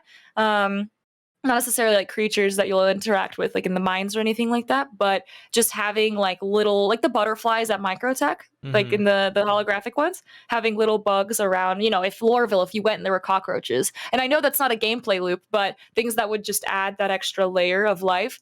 Little cockroaches because Lorville is stinky Lorville. I always say purpose. Maybe. Yeah, like you're at Horizon, or not Horizon, you're at Daymar, and you see like a freaking scorpion or something. Like, who knows? That would just add an extra thing to the game. And same with ruins, like with the ISC that they showed some more artifacts and ruins coming out. That would add another layer of like that lore and life. If you were to answer that question for yourself, how would you answer it? The NPCs working. NPCs are another one. Yeah, I don't know. I agree with all of them. The biggest ones that I agreed with were animals and the NPCs. Yeah. Like the NPCs, if you just go in and you know, like now they've still increased it a lot over the last year with like them taking selfies or sitting and staring at the vents as they do, you know, whatever they're doing. Just going to bite a bite at Microtech, buying a burger or something, and seeing them chatting and interacting, or seeing NPCs leaving the cargo ports and stuff. That would help a lot. For me, seeing them, like flying would be like flying as we do, not just spawn in and like magically appear kind of as they do. I would love to see them like taking off and stuff. But yeah, like if I was to answer that question, it would be purpose, man. Like I like games where you have a goal in mind. Like most games have like skills that I've played, so like obviously it's like leveling up or gearing up, or you know, grinding for certain things. That's what I really just want to see in Star Citizen more than anything. Is like, all right, man, I want to try and get this thing, and you have to go through whatever steps you have to go through to get it, easy or hard, doesn't matter. And that's like what I guess with the bounties. And we're kind of on opposite paths, which is interesting. Is you did a lot of PvP and stuff, and I didn't for so many years, and now I'm kind of crossing over in that direction and going, I don't want to isolate myself over here. I want to understand these people, because you know, when you stream, you get stream sniped sometimes, and I used to just get so annoyed by these people and not understand their level of boredom or what the lack of what they need to enjoy the game. So I was like, I kind of want to experience what their life is like as much as possible. The neurons that fire when you attack someone that's unsuspecting and get a reaction out of them. It's definitely kind of psychotic, but it's fun. It's fun. Stealing somebody's ship at Jumptown is, I was gonna say, with boxes is the most exhilarating experience and so fun. I had one this morning and I failed. Jittery.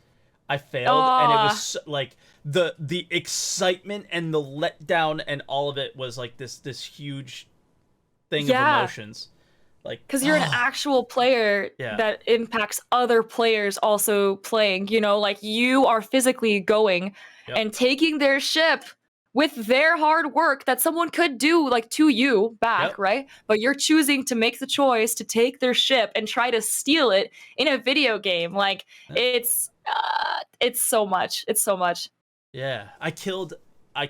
Okay, so I'm waiting. There was one ship. It was a Titan. It was just sitting out there. Door closed. They were doing everything right. I didn't know this, but they were doing even more right. They had somebody in the cockpit seat, so you can't steal it. But okay. The guy goes, because you can't kill them in a Titan still, I think. Like, you can't kill the pilot in the Titan seat. It's hard.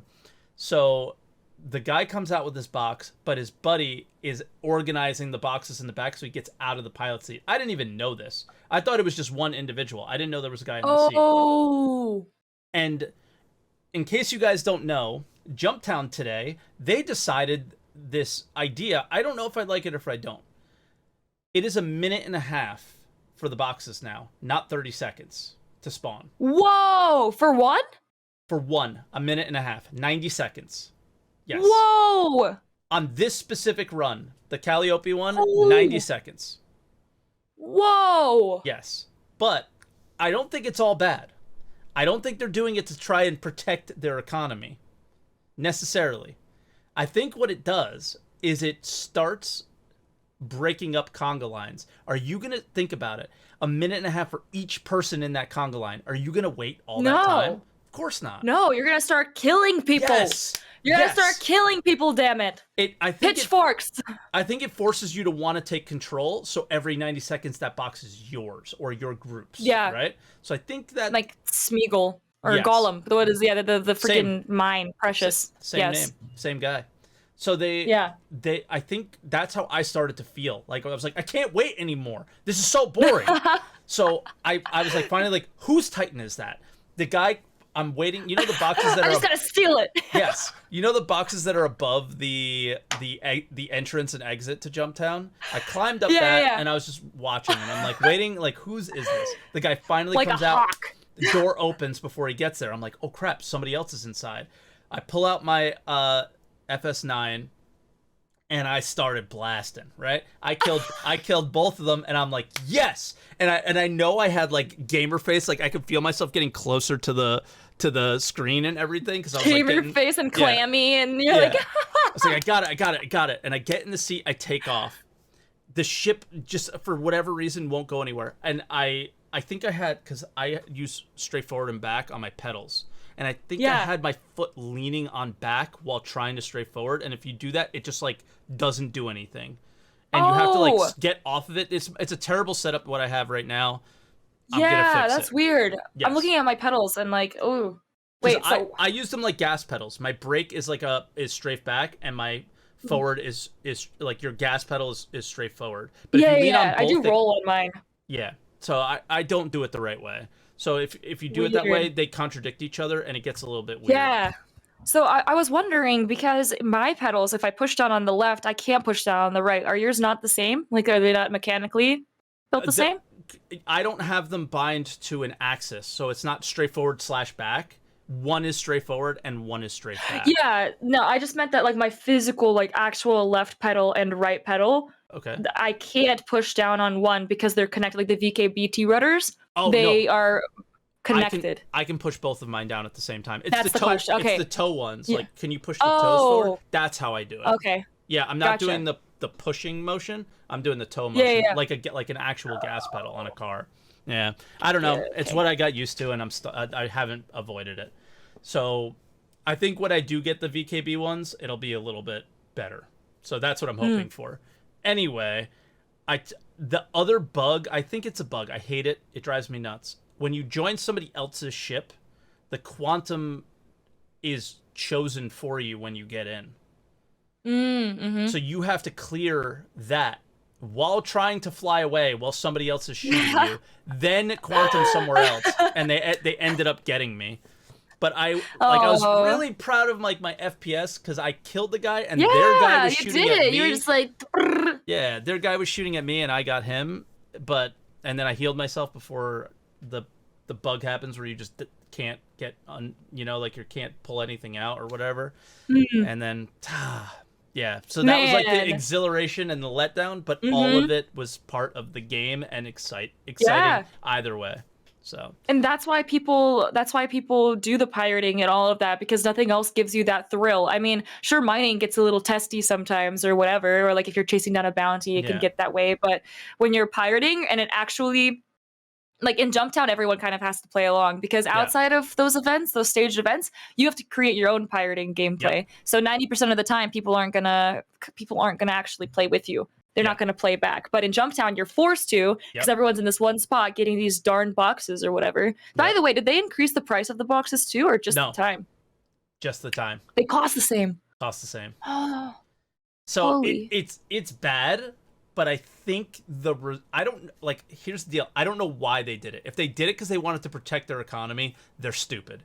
But I think the result is going to end up being more what Jumptown should be and less of the hey, is JT friendly thing, which is not really what it should be in the long term. But I think people are enjoying that aspect too, and I'm not shitting on that, because when I go there, I think it's great that people that don't know each other hang out, interact, and are friendly with each other, or interacting in any sort of way, whether that's the spirit of Jumptown is maybe could be argued, but I think the spirit of Jumptown, regardless of, I don't think it ever was like a bloodbath was the spirit. I think the spirit of it was bringing however many people are on a server to one location, and whatever happens.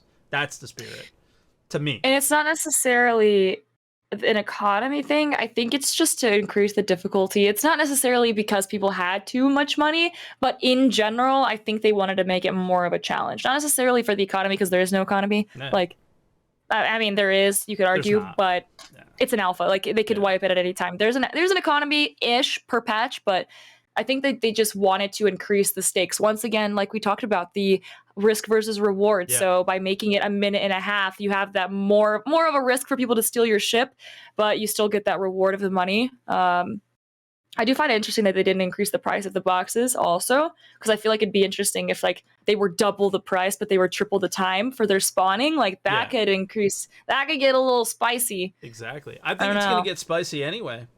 I really do. Because, dude, we were waiting there, and I'm waiting in line, pretending to be a part of the conga line, just waiting for a ship to steal, waiting for somebody to make a mistake. And it was it was forever just to get one box. And it was just like, this is not worth it. So, like, everybody in chat was like, you could do bounties and make more money. And I'm like, that's not the point, though. You know, the point is to be around other people. Yeah, but some people are going to do it now. They're not going to do it now because they're not making as much money, which is another sad. Yeah, that would be the negative side of it, I think. Once they figure it out, they may not even go because it just doesn't seem worth. Like, I wouldn't. If I wasn't doing it for the fun, I wouldn't do it for the money, 100%. If I was just like a normal good point. citizen that wanted money, I would not, you know? Yeah. Yeah, the most frustrating part of Jumptown I had from the last iteration was we had a sniper. It was on was it on Area 18? Yes, Lyria? Near the playhouse, Teddy's playhouse thing. Yeah. We had a sniper that was camped on a mountain, like right directly across from the door to enter the facility. And we could not find him for the life of us, dude. Like we like every time that we had to get anything in or out of the facility, we had to park a new ship like in front of it, because every time we crossed paths, he would just headshot us. And then sometimes we'd forget, because we were going for like 5 or 6 hours on the same server. It was awesome. But like we would forget, and he was there the whole time. I don't know if it was like a viewer or if it was just someone that was having Rick. the time of their life. It's this drinking guy their Rick, whiskey, dude. And just Rick. This one guy Rick from Zero Stream. That's what he does. Dude. He's one of the only guys that sniped me, was Rick. Yeah. It's always Rick. Homie was just there for like 6 hours, and we had so many dead bodies like T-posing or just deceased in front of Jumptown by the end of it because of how many of us he killed. But we finally ended up getting him because we like flew a ship out there and did like a whole area scan. But nice. Jesus Christ, man. Yep. I don't know. This one's not hitting the same as the last one though, but I'm still gonna jump in as much as I can, because this is what I look for from the game for right now, is as many interactions with other players as possible, whatever they happen to be. Because the NPCs, like you said before, that's like a big thing that the community is kind of getting bored, frustrated with. So they just don't work very well. And players are a little bit more interesting to deal with. So whatever happens is how I'm going to go with it. But man, we tried taking Jumptown yesterday. We tried just doing the little stealing stuff today, and it has not been as easy as it was. People are smartening up a little bit. They're getting smarter. Smartening up. Yeah. Smartening up, brother.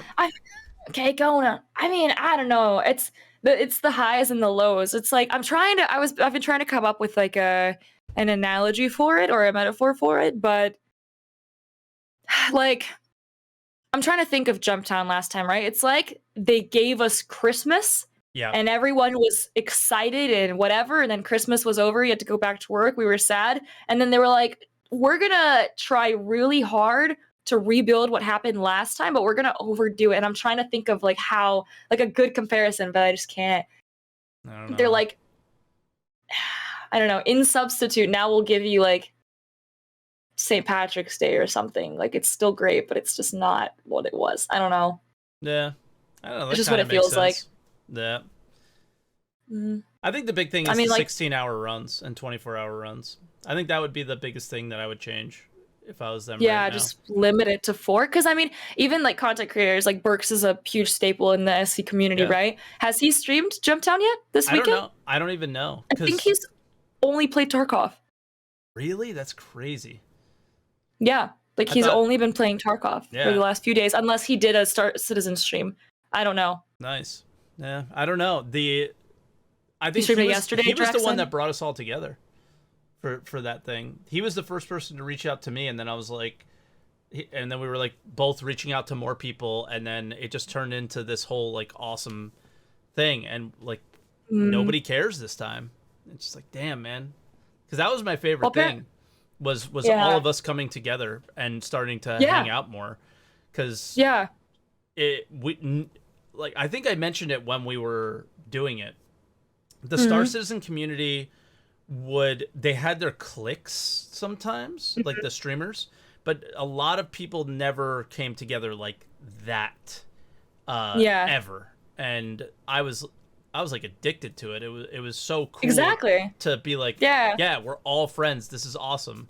Because like I think you saw the ping, and a lot of people in my Discord saw the ping this week. Is like, I'm friends with a lot of people in the Star Citizen community. We've been through the trenches of this, and we're all friends. Like Twitch is competitive because you obviously want people to watch your stream, and other people are obviously streaming while you are. But it's just not like that with a lot of us, and it was nice to just we're just hanging out, but action, also we play SC. We play Star Citizen, which is a very niche gamer game. You know, like we're not out here trying to show each other up and stuff like that. We just play a nerdy game together. Yet. It'll get there. And then Squadron 42 comes out. And no, that won't do it. I know where you're coming from. Yeah, it'll eventually get there, I think. And I don't know if that's a good thing. And apparently he played. Bricks did play yesterday. I don't know how long he played for though, but he did play yesterday, so I wanted to correct that. But I'm thinking back to like when the Jumptown first happened. No, everyone was addicted. You were addicted. He was addicted. Everyone was playing like 12 hours of Jumptown. I stayed up like a whole night playing. No. So, I mean, there's so many iterations. Maybe they'll change it. You know, like they actually listen to us a lot of times, you know, joke about what you want with that, but they do care, like the community managers. And I remember they pushed the button for us to play that one morning that all of us got together at like 5 a.m. Yeah. That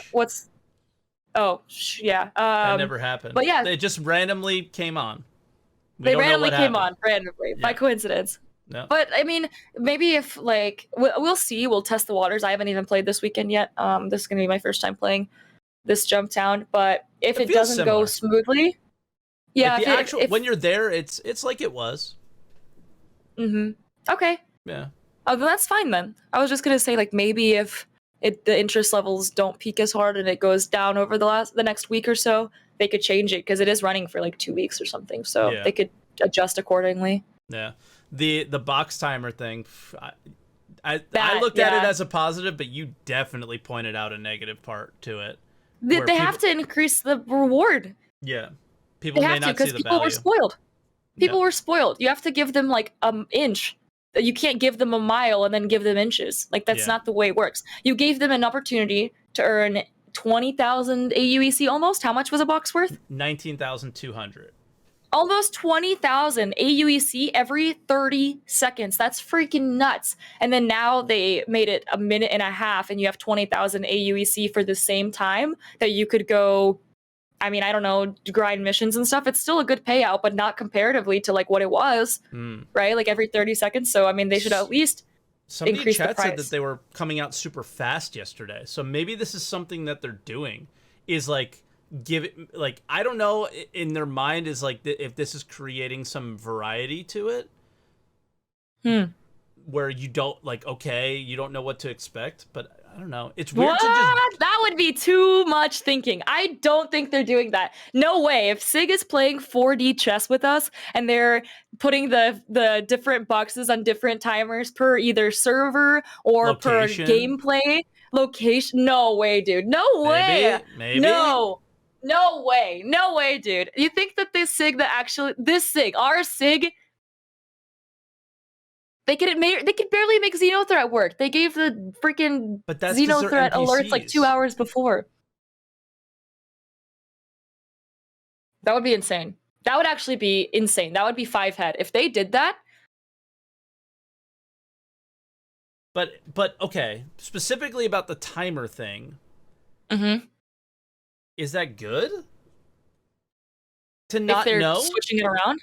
Yeah, like, okay, let's use the example of, we know the normal, the first one was 30 seconds, right? 30 seconds, right. That. Then if yesterday, for whatever reason, it was 15 seconds, because, listen, one person in chat said that. I don't know if it's true or not. Let's say it was 15 seconds yesterday, last 15? night. 15? They're going to be, like, throwing the boxes out. They're going to be launching out. Right? Like potatoes in a potato cannon. And then today it was 1.5 minutes. You don't know what it will be. But the second you go there once, you know what the next 16 hours are going to be, probably. And then you just alt F4 and go to the next one that's 15 seconds. Yeah, you just wait until it's good.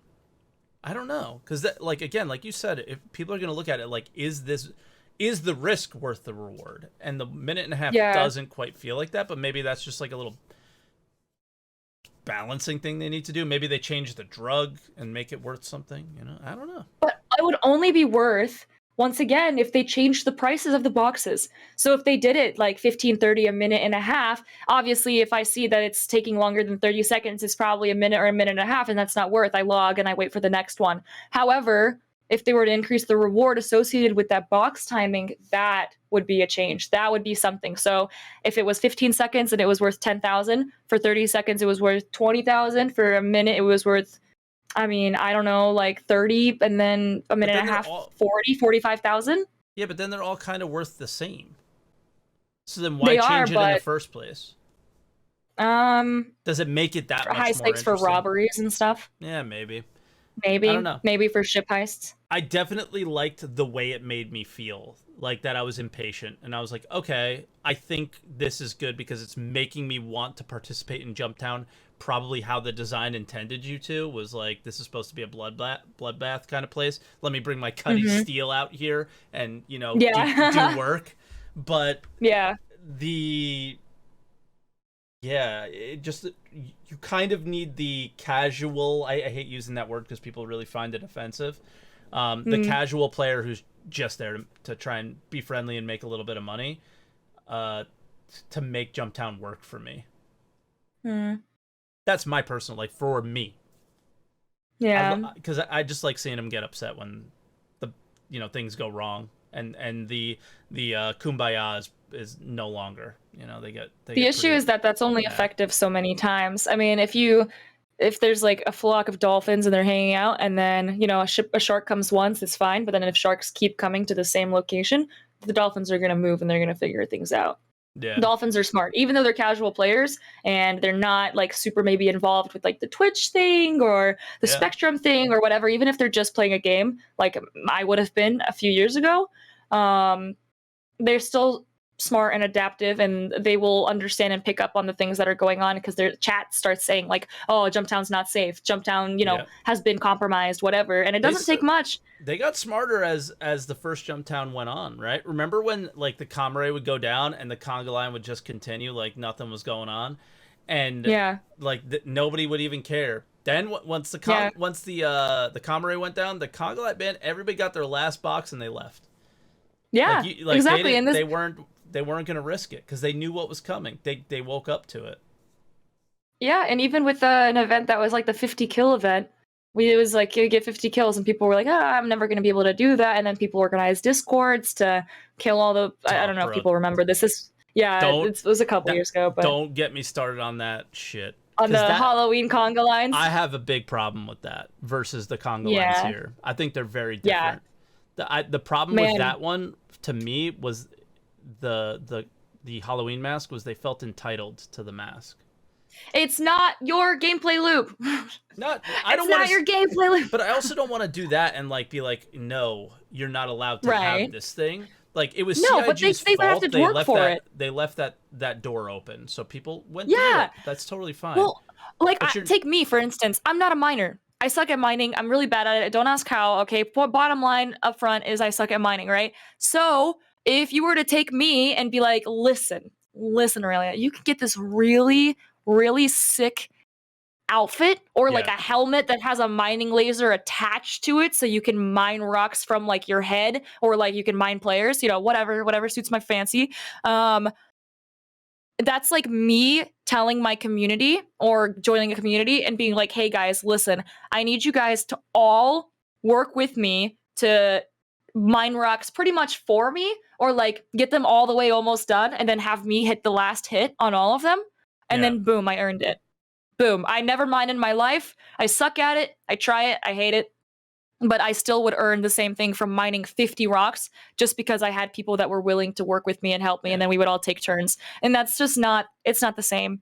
You got to understand, that was the first ever item, aside from ships, which could also be purchased outside of the game and are exactly the same. So when you buy a ship outside the game for real money and you buy a game inside the game for in-game money, they look exactly the same. There's no way to differentiate them. You have no idea whether the person earned it in-game or bought it with a credit card, right? This Vandal Mask was the literal first item that was ever in the game and earnable through your actions, not purchasable with UEC, nothing. Yeah. That was the first item, and it was like discords were created. All these things were instantly the prestige of earning that was taken away. And let me tell you, before this last Jump Town, that was the best moment I've ever had in Star Citizen. Was learning a part of the game that I had no idea how it worked, and completing a challenge that should have been way too hard for me and was incredibly difficult, and achieving it and getting that stupid, it doesn't matter, the reward was dumb, it's just a mask, but what it meant so much more. And to see other people just felt that they deserved the mask so much that they would just stand in a line, and it was just like that was disappointing about it. So and you did it the proper way. You learned how to PvP and you actually earned it, whereas other people just got other people to stand in a line and shot all of them, to earn a mask. I still don't know, but there was, if these 5 kills counted, but there was a random ship with 5 people in a reclaimer that we just found, this reclaimer, and there were 5 bodies in the turrets. It was actually like a difficult fight, and during the Vandal Mask event, I killed a reclaimer with 5 people on it. Oh my god! Yes, and that was like one of the that was 10% in one kill. It was one of those crazy cool moments. I think that the issue is the people that cheated. I don't think that it was too easy for you. Like, are you saying that you think that they made it too easy to obtain for other people? No, they just didn't look at the, like, it's very difficult to not have that loophole exist. That's all. Like, I don't think it was easy for me. It was incredibly hard. Because there were unique people. Like, you would see the same person you'd killed already. Like, it was like, oh man, I can't, there's no point in even fighting this person. But you killed them, they're still trying to kill you, and so you have to like deal with that. And it was fun. It was fun to have to try and find the needle in the haystack, because Star Citizen's so big, right? I kept a list. I had a list of all the names that I killed, so I wouldn't re-kill. But so I think it's perfect. I liked the idea of what they were trying to do, because like if they were to do like some mining gimmick thing that I wanted to earn, I would want to earn it. Just out of wanting to have it. And so I would train to learn the skill, and it increases people's like gameplay styles. It gets camaraderie going. My favorite thing with the Halloween event, I think Subliminals, the only thing he remembers about me is that I killed him during that event. He brought it up when we'd all did Jump Town together, and I was like, I was like, it's so nice to meet you. I don't think we've talked before. He's like, oh no, I've met you. You killed me in the 50 kills event. And I was like, oh, okay. Sorry. I've made a name. But my favorite thing actually was I asked to join one of the conga lines that was going on in the Discord. And I'm, me, female on the internet playing a video game. So I heisted my way into it, and I got their Discord. I joined their Discord, changed my name, all that jazz. Joined their voice comms, was pretending like everything was fine. I was showing up, and then me and the boys showed up, and we killed their entire operation. It was a server of like, I think Zyme remembers. Zyme, if you're in chat, I think it was a server. He showed up first in his arrow, but of like 30 dudes. Oh no. 30 dudes, and then I just left. Yep. Hey, nothing wrong with that. Nothing wrong with that. It goes both ways. I don't do that kind of stuff often, but it seemed right in the moment. at the time. Yeah. And this is a look into what I used to do in Star Citizen for a long time. 40 confirmed kills. Yep, from that one event. Wow. That's wild. Yeah. I love that. And I wish there was more of that in Star Citizen. Just the ability to earn something that's special that you can hold, and whether it's something that you look at, whether it's a title in a game, things like that. I've always just, that's what I've liked about games. That's just my personal preference. I'd love to see more of that in Star Citizen.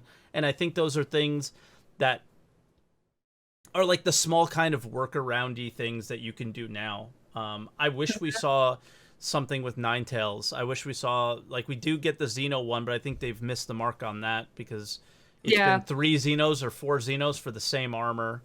Yep. Yeah. So I think there was the Hurston Security Depot one, but then you could buy it at the store at Port Olisar.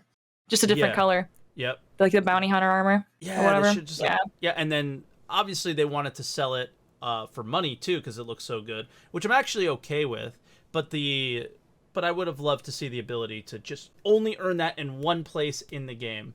I think if Jumptown tells them anything, if you create some more funnels, it'll be the game can be so much more interesting and so much more engaging and so much more fun. And right now it's obviously not many of those things, but that's okay. Imagine if you held down a server, like if there was some way they did like the top kills of the events or whatever. Yes, we didn't know they were doing it either. I know. It's some way to codify like holding down a server with your team for X amount of time, you would earn like a hazmat suit or something. Wouldn't that be sick? That'd be sick. I've been saying that the last couple days. I feel like that's what Jumptown like V3 would need. Is just I know that it's essentially that's what it is already, but King of the Hill, like a King of the Hill kind of mechanic in some way. You know, maybe all 3 of them are going at one time, and you're only earning points if you're holding 2 of them. You know, like something like that could be cool. I don't know if you can really do that on a 50-player server, but I would. It can go places. It can be cool. It can be definitely cooler than it is now, and it's already pretty cool. So yeah, true. I wonder what kind of timing we're gonna have. So you're hopping into Jumptown right after this, then? Or what are you doing? I think I want to, but I don't know what the lady is gonna say. Because we were gonna talk for an hour, and it's been 2 hours and 10 minutes, I think. Yeah. Well, I was gonna say I've got my gang that is ready. I've got the boys waiting. All right. They're all in there doing some shenanigans. So if you want to join, you are welcome to. But that's where I'll be. All right. Yeah. So let's call it here. And we'll do like a little outro. So just in case, where you know what? I've had the command, but I think I've only done it once. But there's all of Auralia's links there for Twitch, Instagram, Twitter, and YouTube. What is this? Yeah, I want to start doing that more with our guests, and I didn't do it with Zero, and I was like, oh shit. So I got to make sure when the guests come on that I have everything ready to go. And those will all, if you're watching on YouTube, they'll all be in the link in the description down below as well. So you guys can check that out. You have a TikTok too, cool. I think, right? But I don't have those things. So it's okay. I couldn't even get the link. I'm assuming it's itsEralia on TikTok, right? Yeah. Okay, yeah. Cool. So, you guys can find those things there. What's your schedule? What time do you usually get on so people can find you if they want to come check you out on Twitch or whatever? Yeah, I stream Mountain Time because I'm a desert lady right now. I stream Thursdays and Fridays after work, so around 5 p.m. Mountain, 6 p.m. Central till like evening time. And then Saturdays and Sundays I do morning or like EQ streams, so 8 a.m. to like noon or 2 p.m., something like that. So 8 a.m. Mountain, and then that's like 9 Central, 10 Eastern-ish is when I start on weekends. Sweet.